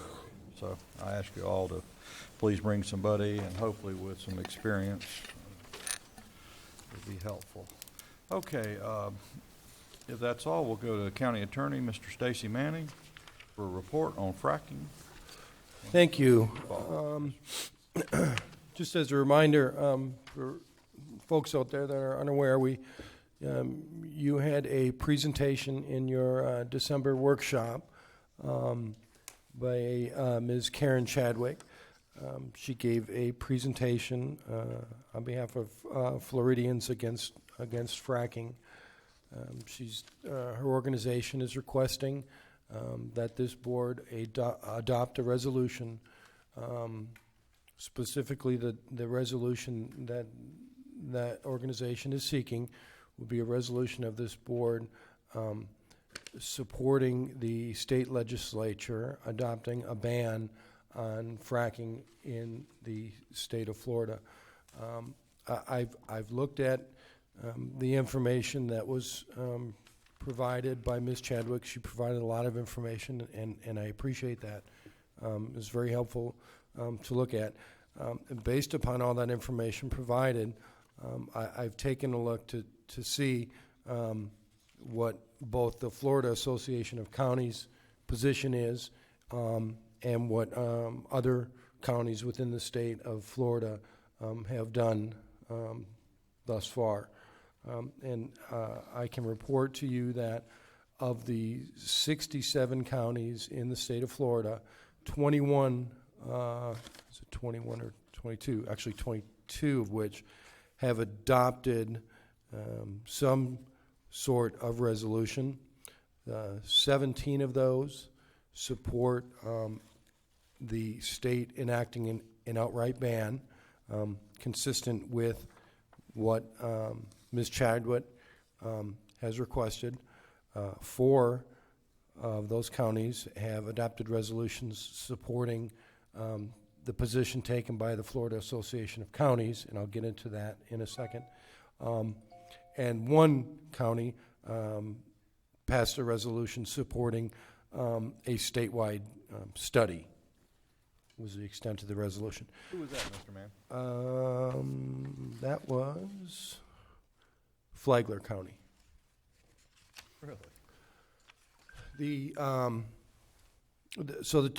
Basically the two positions that we're dealing with, again, the first being the one being proposed by Ms. Chadwick is that this board adopt a resolution that opposes the use of hydraulic fracking, acid fracturing, and any other form of extreme well stimulation for purposes of resource extraction in the state of Florida, as well as support state legislation prohibiting the use of hydraulic fracturing, acid fracturing, and any form of extreme well stimulation for purposes of resource extraction in the state of Florida. FACT's position is three-part. Their position is, one, to oppose a state preemption on fracking activities, especially the sitting of wells within sensitive areas and ancillary activities such as waste storage, handling and disposal, truck traffic, and other local public health and safety impacts. The second part of what FACA's position is that they oppose any state legislation which would create a public records law exemption for proprietary information provided by drilling companies to the Florida Department of Environmental Protection through the department's online chemical disclosure registry. And three, they support a moratorium on all fracking activities until an independent and comprehensive Florida-specific study has been completed and peer-reviewed. So basically, those are the two areas that other counties, or at least 22 of the 67, have moved in those one of those two directions. And in your opinion, what's holding the two-thirds of the rest of the counties back? I don't have that. Anything in print that might suggest? No. I have noticed that a lot of we have a number of smaller counties that have moved on this, although I would say that there are some larger ones. You have Broward supported a ban. Flagler supported the study. Miami-Dade? Miami-Dade. Miami-Dade supports a ban. Martin County supported a ban. Orange County supported FACT's position. Palm Beach supported a ban. St. John's supported a ban. St. Lucie supported a ban. But as far as why the others haven't moved, that might be a good question for the next FACT convention. Population, so we're okay. No, just kidding. Well, I think, if I may say, Mr. Chairman, some of those counties that you mentioned are seeing saltwater intrusion now. And I think that's probably why they're more on the bandwagon than some of your rural counties are not seeing what they're experiencing in South Florida. So, like Putnam County, we're not seeing that right now. We just want to be ahead of the curve. Yeah, as a matter of fact, there was one in particular whose resolution did specifically discuss the saltwater intrusion as being a concern. I'd have to go back and look through which one that was, but yes, you're absolutely correct. Thank you. We do have some saltwater intrusion in Putnam County. Right. Not from fracking, of course, but it's very real. I feel like we really need to protect our aquifer for the state. It's too delicate a system to be coming in and doing something so intrusive. Our tourism industry also, Yeah. it's huge. Why? We have no business. Well, and I think, Ms. Commissioner Harris, if you don't mind me saying, and thank you for allowing me to speak, Mr. Chairman, we don't know those chemicals that they're using. And when we start looking at that, if it's coming through Putnam County or even stored, we could really affect our environment to the tune that we don't know the extent that we could be dealing with in the future. So I think for Putnam County, it's just mandatory that we do something soon. So. And if I might, I mean, if it is the will of the board to pass a resolution similar to either support FAC or support an outright ban. After the discussion here today, I can certainly bring a resolution consistent with that direction to your next meeting. Okay. Commissioners, if you don't mind, we've got some public comment here. Let's go through that. Mrs. Smith, I asked you to go first, and here you go. Thank you for being patient and waiting. I always try to wait to the end. So much happens. Elizabeth Bacon Smith, 203 Morrison Road, Interlaken. It's kind of odd being up here when it seems like things are going the way I want them to anyway, but I'm just going to go ahead and say what I had to say. I'm asking that you support a ban. I was stunned when I first saw Florida and fracking in the same sentence. I never thought we'd have to confront this at all. The controversy surrounding fracking is too great, from earthquakes to unpotable water to lack of personal use of water due to tap water becoming flammable. There's a lot that's at danger with the aquifer, the chemicals. There is a very complex issue that I don't believe Florida can take a chance on. If Florida, or in this case, our county, whether it be earthquakes or loss of usage of water, we're done for. With petroleum allowed in landfills on top of it, there's more contamination potential there when you start rocking the ground. So the danger is even greater. So if local approval is an issue or disapproval, I ask you to reject it outright, erring on the side of caution. Thank you. Okay, thank you very much. Ms. Erica Alvarez, still with us?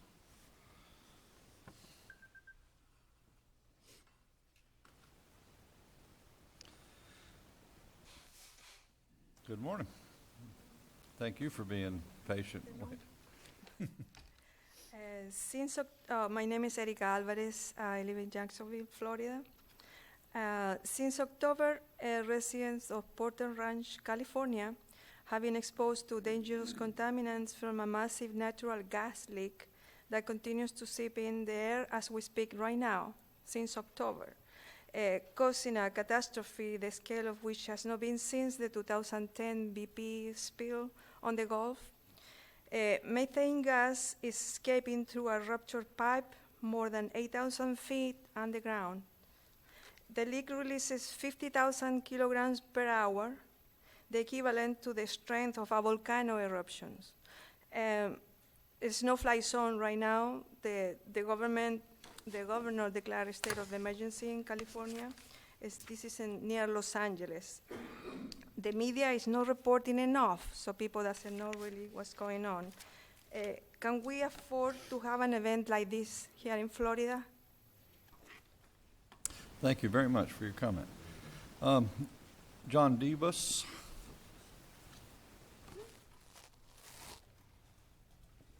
Good afternoon, sir. Good afternoon, sir. John Davis, 2038 Wyndham Hollow Court, Jacksonville, Florida. Your question about why the other counties have not act, just to let you know, I'm up in Jacksonville. We're getting ready to do some work up there. It takes time. We've been doing this for like 6 months, and to get 22, and I believe it's up to 24 counties now. Over 40 cities have done resolutions and so forth. Right now, I'm working up the area. We did St. Augustine first, the city, then we did St. Johns County. We're working on, as of last night, Nassau County was discussing it. From what I understand, they're leaning towards doing a resolution. They're scheduled the 20th of this month to vote on it.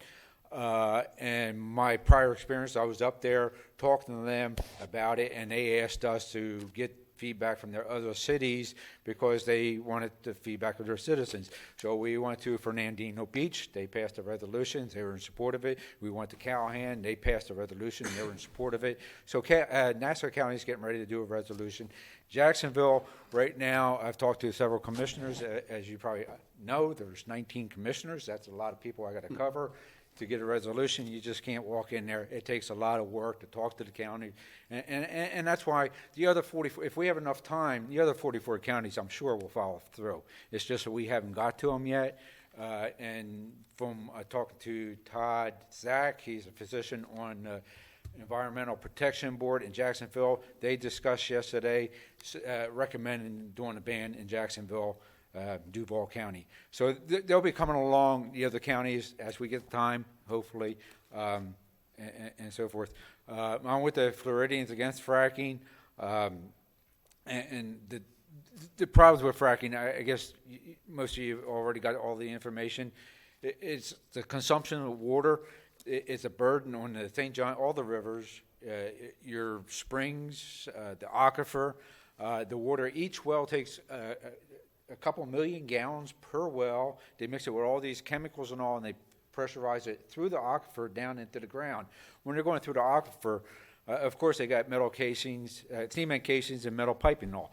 Metal pipings break, cement casings crack, and over time, they all going to crack. So we're talking about polluting our aquifer.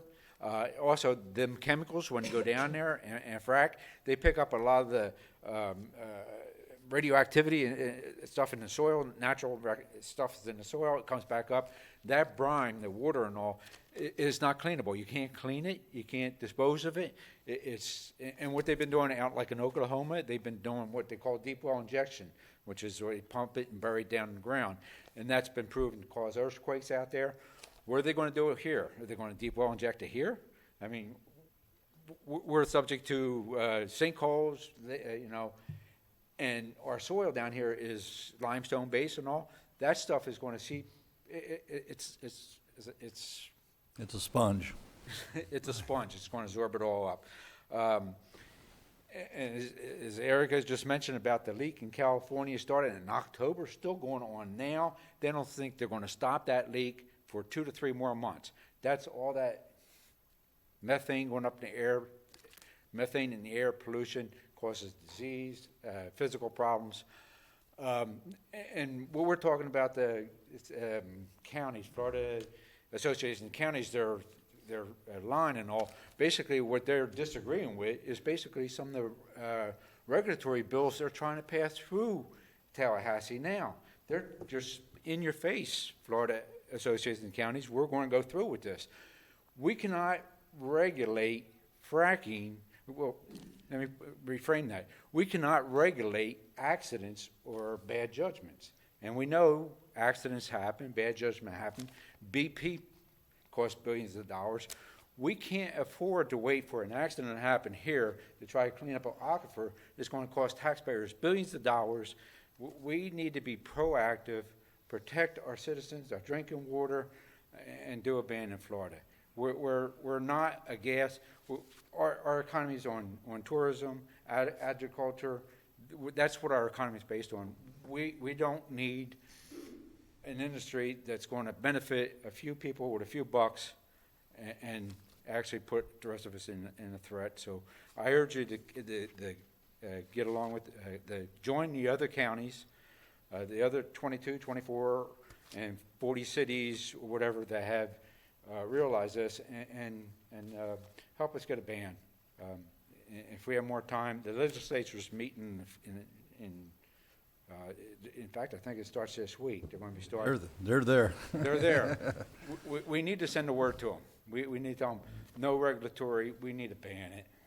Thank you for your time. Thank you, Mr. Dibus. Can you ask him to drill down on his point about Florida Association of Counties? What were you saying about their position?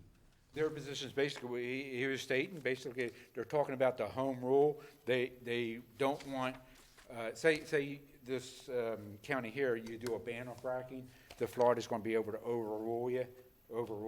They don't want that. They want you to have the home rule, to be able to say what you want in your own state. The other thing is the chemicals and all. The bill they're putting forth up there is, the oil industry has like a bank, and they keep all the record of the chemicals in there, and to get proprietary chemicals and all.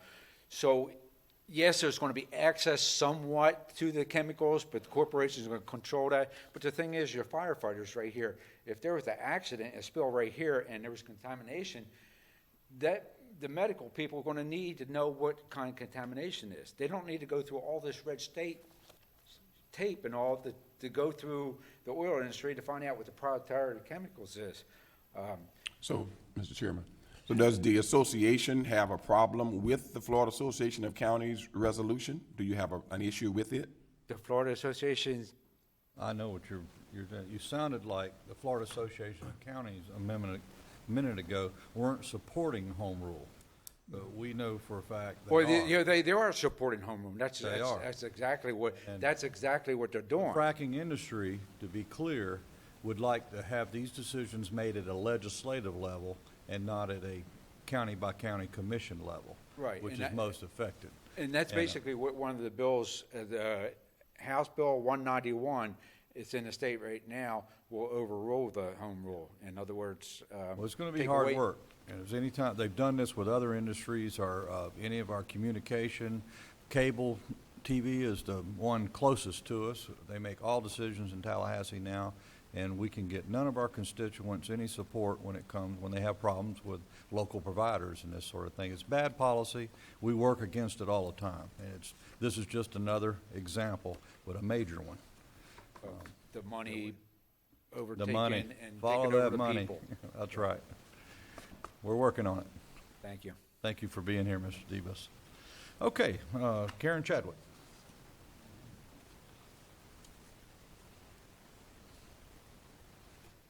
Do I need to say my address again? You've 179 West Strickland Road, Karen Chadwick.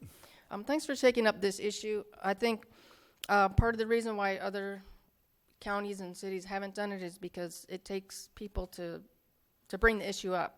I mean, you all are very busy with all kinds of things all day, every day long, and, you know, somebody has to get the ball rolling, and in some of the counties and the smaller rural areas in particular, there just isn't the population to be doing that. I think that's part of the reason. Not that they want it, they just haven't gotten the ball rolling and gotten the issue on the table.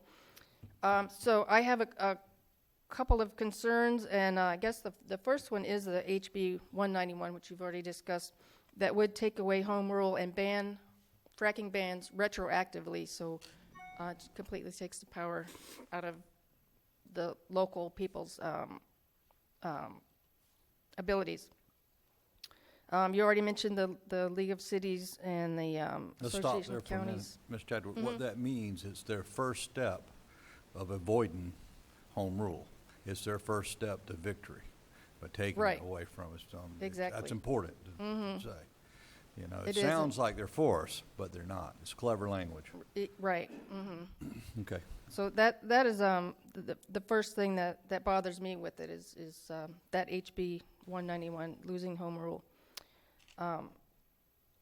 So also there's a bill that came out 682 SB 682 that was enacted in 2013. And let me go through here because I'll forget something. It talks about putting petroleum waste in landfills, and it allows, let me just read the one little part here that explains it. It puts the power at the state level. The legislature declares that due to the permeability of the soil and high water table in Florida, future hazardous waste landfills are prohibited. Therefore, the department may not issue a permit pursuant, and I've got the statute there, for a newly constructed hazardous waste landfill. However, if by executive order the governor declares a hazardous waste management emergency, the department may issue a permit for a temporary hazardous waste landfill. And reading, talking with some attorneys and reading that interpretation, what it means is that those products can be put into landfills that aren't permitted for it. And I brought this up during the one of the landfill committees and asked about that law change. And Mr. Gass said, we're already taking those sorts of things. We're already taking petroleum waste in the form of hydraulic hoses, et cetera. I don't know what et cetera is, but if landfills are already supposed to take that stuff when they need to get rid of it, there's just a big risky gray area there. So if you want to look at this, I can forward this or give this to you. So I think that puts everyone at risk, all the landfills just to be taking all this stuff, which could, go mix in with the leachate. And like here, we pull our leachate out, and we're just, supposedly sending it to the water treatment facility, but you can't clean that out. So if they're putting more and more petroleum products in there and you can't clean it out, what's that going to do to the reuse water? I think it would be pretty contaminated. Surface water runoff from holding ponds is also a big concern of mine. Like you were talking about the rain event with having the sewage go into the river. Some of these ponds, other places in the state, if it's allowed, they could, during certain rain events or mismanagement or just, getting rid of it, could flow into surface waters and could end up running down the rivers here. When we may not have anything, may not be taking any waste at all, but it still could get into the waterways coming here. Groundwater contamination, of course, like you mentioned, and the acid technique that's talked about breaks down the limestone a lot faster than even just surface water, because it's more acidic, breaks down the limestone. So if you start putting acid down there, that's going to cause a lot more problems. There's the Sunnyland field in South Florida and the J well field in the Panhandle, and they're drilling for oil now and have been for decades. And one of the arguments they make in the Panhandle is this has been going on for a long time and we haven't had any problems, but the way they're drilling for oil now is different than the fracturing with the lateral and the pressure. That's a whole different system. So I've heard that argument made, and I don't think it holds water, so to speak. There was another bill, I didn't print it out, it's 31 pages long, that was a companion to this that it lessens the regulations for just discharging into creeks all around the state. And so, that just makes it more risky if you have the waste coming up and they need to get rid of it. Right now it helps with ag and other polluting industries, but if we have the ponds holding the waste, that could be a real problem. I guess I know I'm forgetting something, but it sounds like you're on board, and I really appreciate it. And these sorts of things, they can put it in place now. In the future, it could be changed. I think, judging by what's going on in the rest of the country, we would have a lot of problems, and I hope we would never change it. Clarify, though, on the landfill, just to be, I can't speak for Mr. Gast. If he wants to come up, that's fine. But as far as petrochemical and products that are made from it, we just spent, in the tune of over $1 million pulling tires out of our landfill. Right. So we didn't contaminate and cause water problems, which we've had, and our numbers are still declining, aren't they? The test wells, come on up. And then you mentioned hydraulic hoses. Okay, while they might be made out of a petrochemical product, they carry mineral oil through them. It's typically hydraulic oil, and I'm not sure what it does to a landfill or a lined landfill or the leachate when it enters into the water plant. There's a lot more to the story is what I'm trying to get across Right. here. So what kind of items, Mr. Gast, if you will, are we experiencing? The rule which he's referring to is hazardous waste. Petroleum products are not classified as hazardous waste unless it gets to the form of gasoline, kerosene, which has the flammability, because you've got, for hazardous waste, it has to be toxic, flammable, oxidizer, corrosive, or explosive. That's what falls into, or then you get into special categories of radioactive and PCBs, which is another special category. Those are lumped into hazardous waste.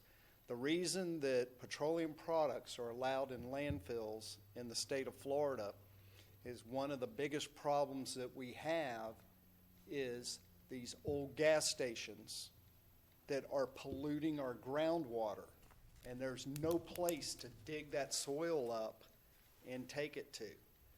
Once oils, hydraulic oil, motor oil, diesel fuel, things like that get into a landfill, there is a anaerobic bacteria that starts breaking those petroleum products down. When I was with the Space Center, we did a lot of research with it for fuel spills that we had had, where we actually did static pile conditions similar to a landfill, where we'd lay plastic out on the ground, we'd put the piles on top, and then we'd wrap it in plastic again to cut the oxygen out of the static pile, and the microbes would actually destroy most of the petroleum products. But petroleum products that are allowed to go in a landfill, and it's at certain levels that you have to meet, are not classified as a hazardous material. And it's basically at a convenience for the environment that they are placed in a landfill where they are at least treated and handled in a proper way, instead of just letting them continuously seep into the aquifer and into the environment. Floating on top of our water supply. Yes. You're bringing them out and treating them. Yes, we're bringing it out, putting it in a landfill where it's actually treated. Any questions? Thank you. Karen, anything? Yeah, but I can't remember what it is. I didn't write Thank it you down. for I know being- I'm forgetting something. Yeah. Thanks for being here today. Thank you. We're all trying to do our best, and anyhow, commissioners? Mr. Chairman, I guess my question is, are we more secure with a standalone resolution that just deals with the ban that we create, or do we have better traction with the Florida Association of Counties researched resolution so that we have a strong foundation to move us There's forward? always strength in numbers, most of the time. I don't think it hurts. I'm trying to think of a flip side, like you're suggesting, but I can't at this point. But yes, I'm sure that the council and everyone involved in the legislative level at the FAC has done incredible research on it and knows what's at risk at the local level, and that's our lobbying firm as counties in this state, and we should go with them. I agree with you on both ways. I really didn't understand what the three things were that they were saying. They sounded rather lenient, especially the first one that went another way. So can you expound on that? Well, the first one was the opposition to state preemption of fracking activities. The one of the current bills, or at least one of the current bills, is calling for state preemption of any regulation on fracking. So if that bill were to pass, any regulation the county may have would not be valid. So FAC is opposing any bills that would preempt the county from enacting its own regulations. That's number one. Okay. Enhancing local rules.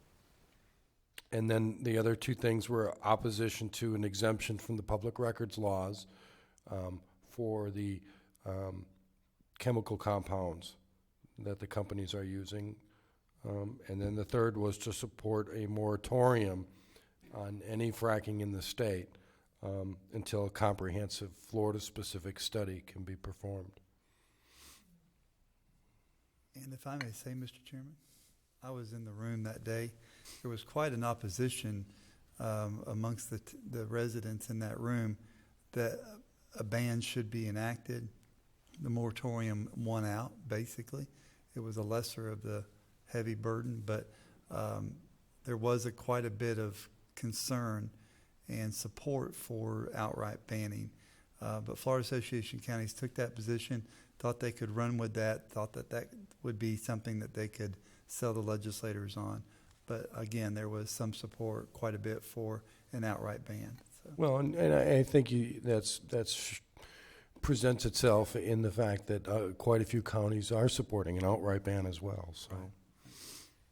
Well, I would like to say that I realize there's strength, in numbers, but I really want to take a strong stand on this particular one.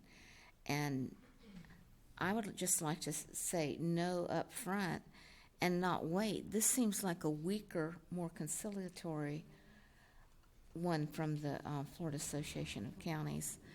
And I don't want to fool around. I really like the comment that the gentleman against fracking in his organization had. He said, we cannot afford to make a mistake or make a bad decision. We can't undo what's done once it's done.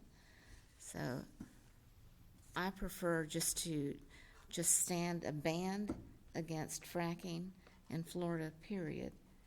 And I support that. Mr. Chairman, I'd also like to ask if we could look at including the fracking byproduct, which would be the liquefied stuff, storage or transmittal, in and throughout Putnam County. I think we don't want that stuff coming through here if some other county does it and we have a spill. And we sure don't want to be able to put it in our landfill. And I know you would not want that either. Or I hope you wouldn't. But, I think that we need to go further. I like the outright ban, but I don't want anybody else to come in here and use us as a dumping ground at that point.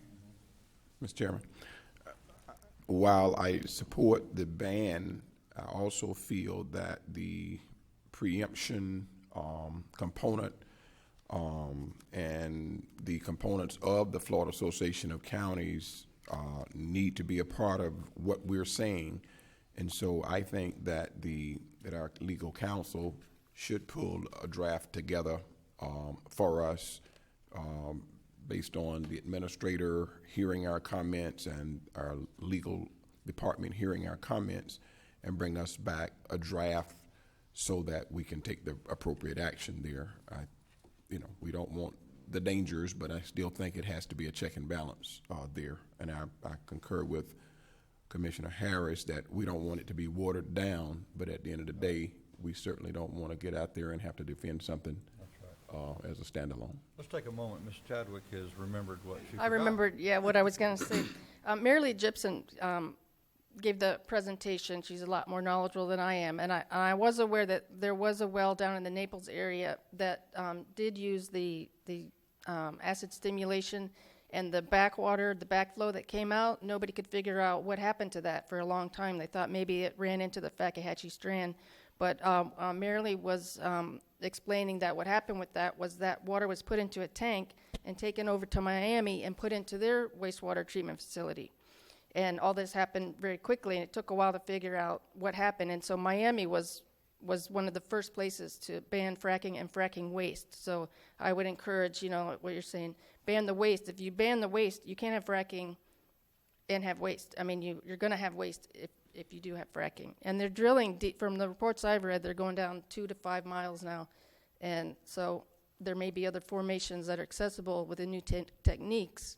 I think we're all at risk. We know about, that's why I mentioned those 2 formations. And the rural areas are like, well, it's not going to affect us, but we don't know what they're going to be able to do in the future. And these things seem to be happening very quickly. So Miami got caught off guard with that, and I don't know what happened, as a result. But I certainly would hate to see any spills, like you're saying, transport coming through. I've seen videos out west of tankers full of the backflow just out. There were some grassroots people that followed the tankers out and watched them spray it along the sides of the roads, just to get rid of it. So things happen, Thank you. I think that's it now. Okay. Mr. Chairman, one last question. Is this resolution sending a message to Tallahassee, or is this resolution something that we're adopting that's going to be local law? Yeah, well, what we've been discussing thus far is a resolution to send to Tallahassee supporting statewide action, enacting an ordinance banning certain things here would be a completely separate matter. And it's kind of a separate track, I guess I would say, which would take a little bit longer. Obviously, you have notice and hearing requirements and whatnot. Resolution could certainly be brought back at the next, meeting, and be voted on. I guess my only question is, what do you want included in the resolution? How far do you want it to go? Do you want to support a statewide ban, or do you want to support FACT's position, or do you want me to bring two different ones and you can vote on each? Yes, Commissioner Harris. I think what's bothering me is that our water source doesn't stop at county lines. That's right. It's going to flow how it's going to flow, and what one other county does can affect all of us. I'd like to see us stop it at the state level. I mean, I know you were talking about, different ways, but I think we just need to do it all over and all at once because. Whatever enhances that effort, I agree with that. Okay. Do, but in Putnam County, I mean, that aquifer is very close to the surface here, and we could be affected in an adverse way terribly. Don't want it anywhere in the state. It's strong. Mr. Chairman, Yes. why don't we let Mr. Manning bring us some proposals back at our next meeting for us to mull this over a little further and give us some direction? Yeah, he seems to be real clear on what we really want in it. I'm gonna. I agree, and I'll bring back two different resolutions, one that is in support of the statewide ban and one that is consistent with FAC, and you can look at them both and vote on both of them, and whichever one, if either, get the majority vote, then that's what we'll go with. And we'd like this, to hit the Maybe we can come up legislative with- session in a very timely manner. Oh, absolutely, and that's why, This season. yes. Aaron, does that Chairman? satisfy what you're promoting? That would be great, and there is a sense of urgency because Yes. the, one I know he's going through now, started earlier, so, we need to get ahead of the curve here. 2 weeks. You're familiar with that, Mr. Manning? What she's saying? Yes. That, Are we sure two's enough? sometimes. Well, I think that the home rule will stay in play, correct, council? And the Pardon home me? rule is part of the main thrust of this proposed resolution, and the ban and the waste. In my opinion, there's three factors that I want to see: this home rule, ban, and the waste. Well, a ban within the county, as I said, would be that would be an ordinance and wouldn't be taken up as part of the resolution. The waste, we'd have to work with the folks out at, we'd have to talk to our landfill folks and our wastewater folks to see what currently isn't allowed. I know there are a lot of chemicals and whatnot that can't go now legally into those areas, and so that may be covered already. Yeah, we're a Class 1 landfill, correct, Mr. Gass? Correct. We can put in internal regulations that stop waste from being, a class of waste from being disposed of in the landfill. You can also do that at the wastewater treatment plants, that, this stuff is killing my bugs, so I, am unable to treat it. But we will not be able to control waste being transported through the county. Yeah, I think you're running into That's the federal interstate commerce issues there, and all sorts of. Then you got the feds involved. So, I mean, you could certainly, pass an ordinance. I just don't know how. If you look now, we have thousands and Yeah, you do. thousands and thousands of gallons of hazardous material and hazardous waste going through this county on an annual basis. There are thousands of gallons. And that might be, but this product is proprietary, and we don't know what's in this product. And that's what concerns me when we have a hazardous That product, spill. if it gets into the transportation system, has to be properly documented as to the class of hazard that it is, and that will be posted on the vehicles that are carrying it for emergency response personnel and all personnel that will be handling it. Because the transportation is a system where you get more fines than almost the landfill system. And let's just go with overnight storage of any sort, and that'll keep the trucks moving pretty quick through Putnam County. Just be careful, because if there's a constituent in there that's used in a filling process or a normal process, and you put a ban on a class of materials that can be used locally for something else, like they say, the acid fracking, which sulfuric acid, which is one of the, I mean, you drive by GP and you see rail car after rail car after rail car of sulfuric acid. Scrubbing stacks with it. That's, you know, that is the kind of things you just definitely have to be careful about when you start trying to ban individual substances from entering your Getting town. hungry for real now. The other thing, getting back to your comments, Commissioner Harvey, if you want to support a statewide ban, it would be difficult to have in that same resolution, say, on the other hand, but we don't want state preemption, because then you're saying we want a statewide ban, but we want counties to have the ability to have their own regulations, which, you see what I'm saying? So it's kind of a one or the other, you know, either statewide ban or the fact position, which is at least don't preempt us, do a study. So that's why I'll bring back both, but it's really hard to combine the two, and that may be why they had such a healthy discussion of it, you know, when you were up there. Okay. I think our marching orders are clear. That needs no action. No, that's all I need. Okay. All right. We're good. Moving on the agenda, Clerk of Court has left the room, so we won't go to him. Commissioner comments? I think we've commented enough. Yes? Mr. Chairman, I do have something. Last week I attended a meeting over in Melrose. Melrose Fire Department is a volunteer fire department wholly owned by Melrose Volunteer Fire Department, Inc.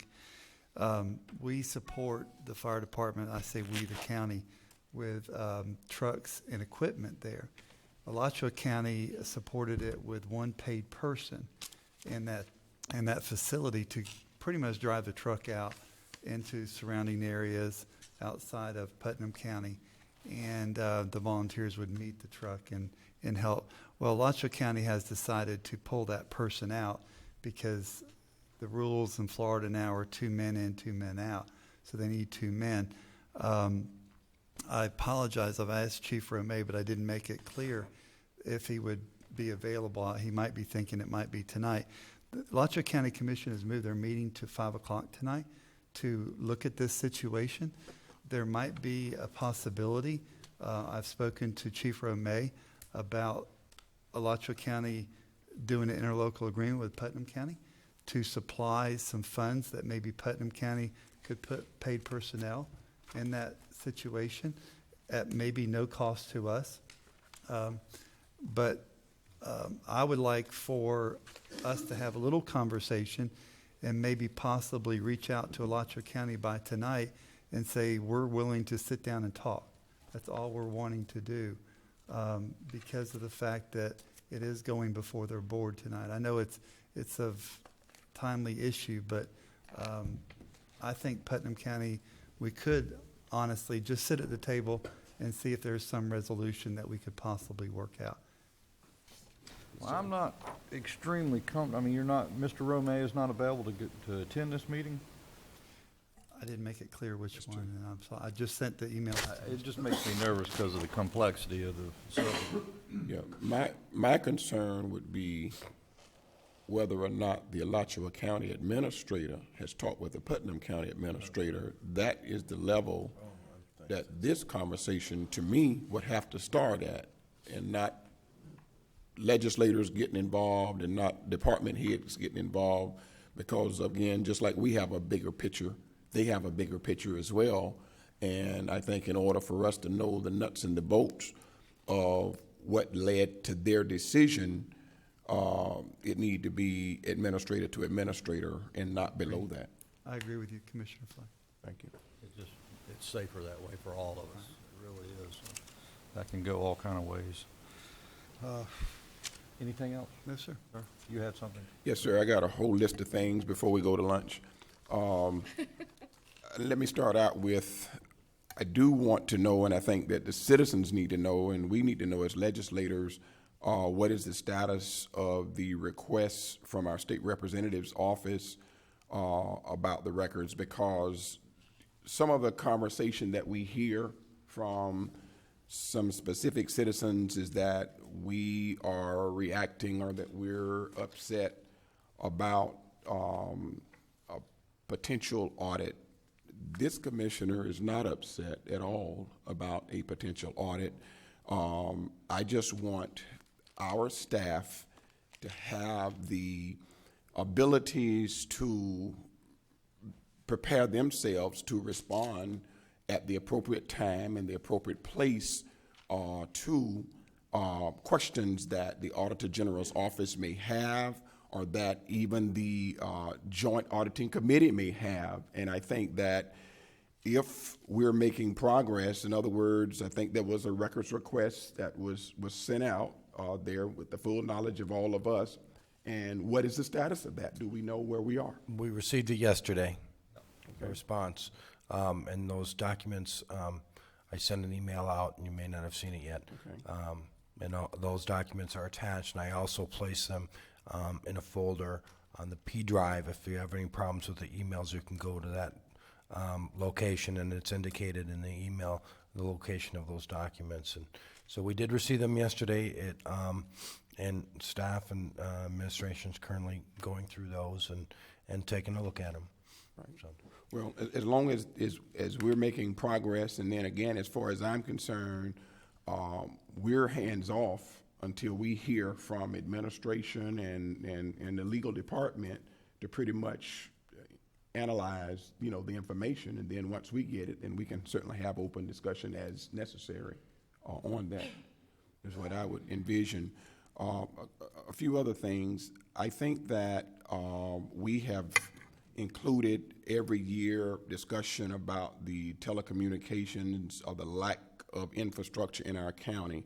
I think we're at a crisis. We're talking about, I know we got the needs assessment coming up, but some of our schools that don't have internet, people home, had a citizen last week, East Palatka, people still dropping telephone calls, the things that everybody else have and enjoy and appreciate in our county. We're still having problems where people can't make an emergency call from a cell phone, and they can't get on their computers and things of that nature and all. And I think that at some point we've got to make a little bit more noise with the municipalities, with the school district, with the county. We've got to really drill down on the fact that what other people are enjoying, that we're frustrated because we can't do it just to take care of business. And I think if we're going to attract businesses to our community and they find a nice piece of Putnam County property and all of a sudden they don't have communications, then that's a setback. That's a real setback for us. Thirdly, I know that we talk about the various departments that have distractions from time to time and get pulled off of their jobs, and it's frustrating to us when they don't get some certain things done that we feel need to be done. I think that we become distracted with things that cause us not to be able to spend enough time visioning and doing the things that we need to do to propose legislation to move us forward.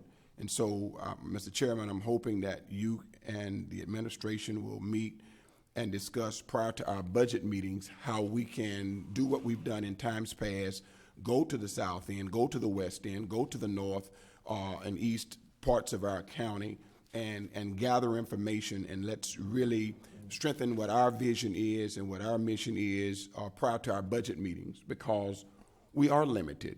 We're not pitiful. We are economically challenged in a lot of different ways and all, and I think that we're innovative and we maximize the dollars that we have to work with, but it's so many people that does not understand and have a level of appreciation for all we go through to maximize the county's dollar. So I certainly would appreciate that. The other thing is people are still asking us about the sound ordinance, and I hope that when we have issues that we end up tabling, that somehow every one of our meetings when we come together, that there's a way for people to know that it's not out of sight, out of mind. They don't have to call us and say, well, you forgot about us, those kind of things, that at least if things are tabled, that it's tabled to a time certain, and we know just because it's right in our face when it's coming back up again, because it is frustrating for them to have to figure out whether or not we are dropping the ball versus, continuing with that. It was mentioned earlier in the meeting that it was a Band-Aid on the Trails project, and I know it'll come up in the transportation meeting, but the Lewis Brewer extension to tee off into Putnam County Boulevard, those people will not have to walk across a wooden bridge to get to the other side. All the traffic, pedestrian, bicycle, trail traffic, vehicular traffic, everybody, and it will just open that area up there. And I think that if Public Works could do a better job as well in keeping the citizen informed on such high-profile projects, it'll just save us a lot of heartache. Mr. Mann. On the point, specifically on the noise ordinance, I just want to let you and everybody else know, we did meet this week. We received another draft. We met this week to go over it and talked about some revisions that need to be made to it. So it's an ongoing process. We are continuing to do that and to tweak it, and it will be coming back soon. Okay. If there's a way for you all to project a target date or let us know a target date, so when citizens are calling us and we're saying that at least we're aiming for February, we're aiming for March or something, it would just help, at least, help us out. Well, actually, it's gonna be on your workshop agenda next week, and then from that, I think it'll be your decision as to when you want to hear it at a meeting here. Sounds good. Okay. Mr. Chairman? Yes. May I address something Commissioner Flagg said?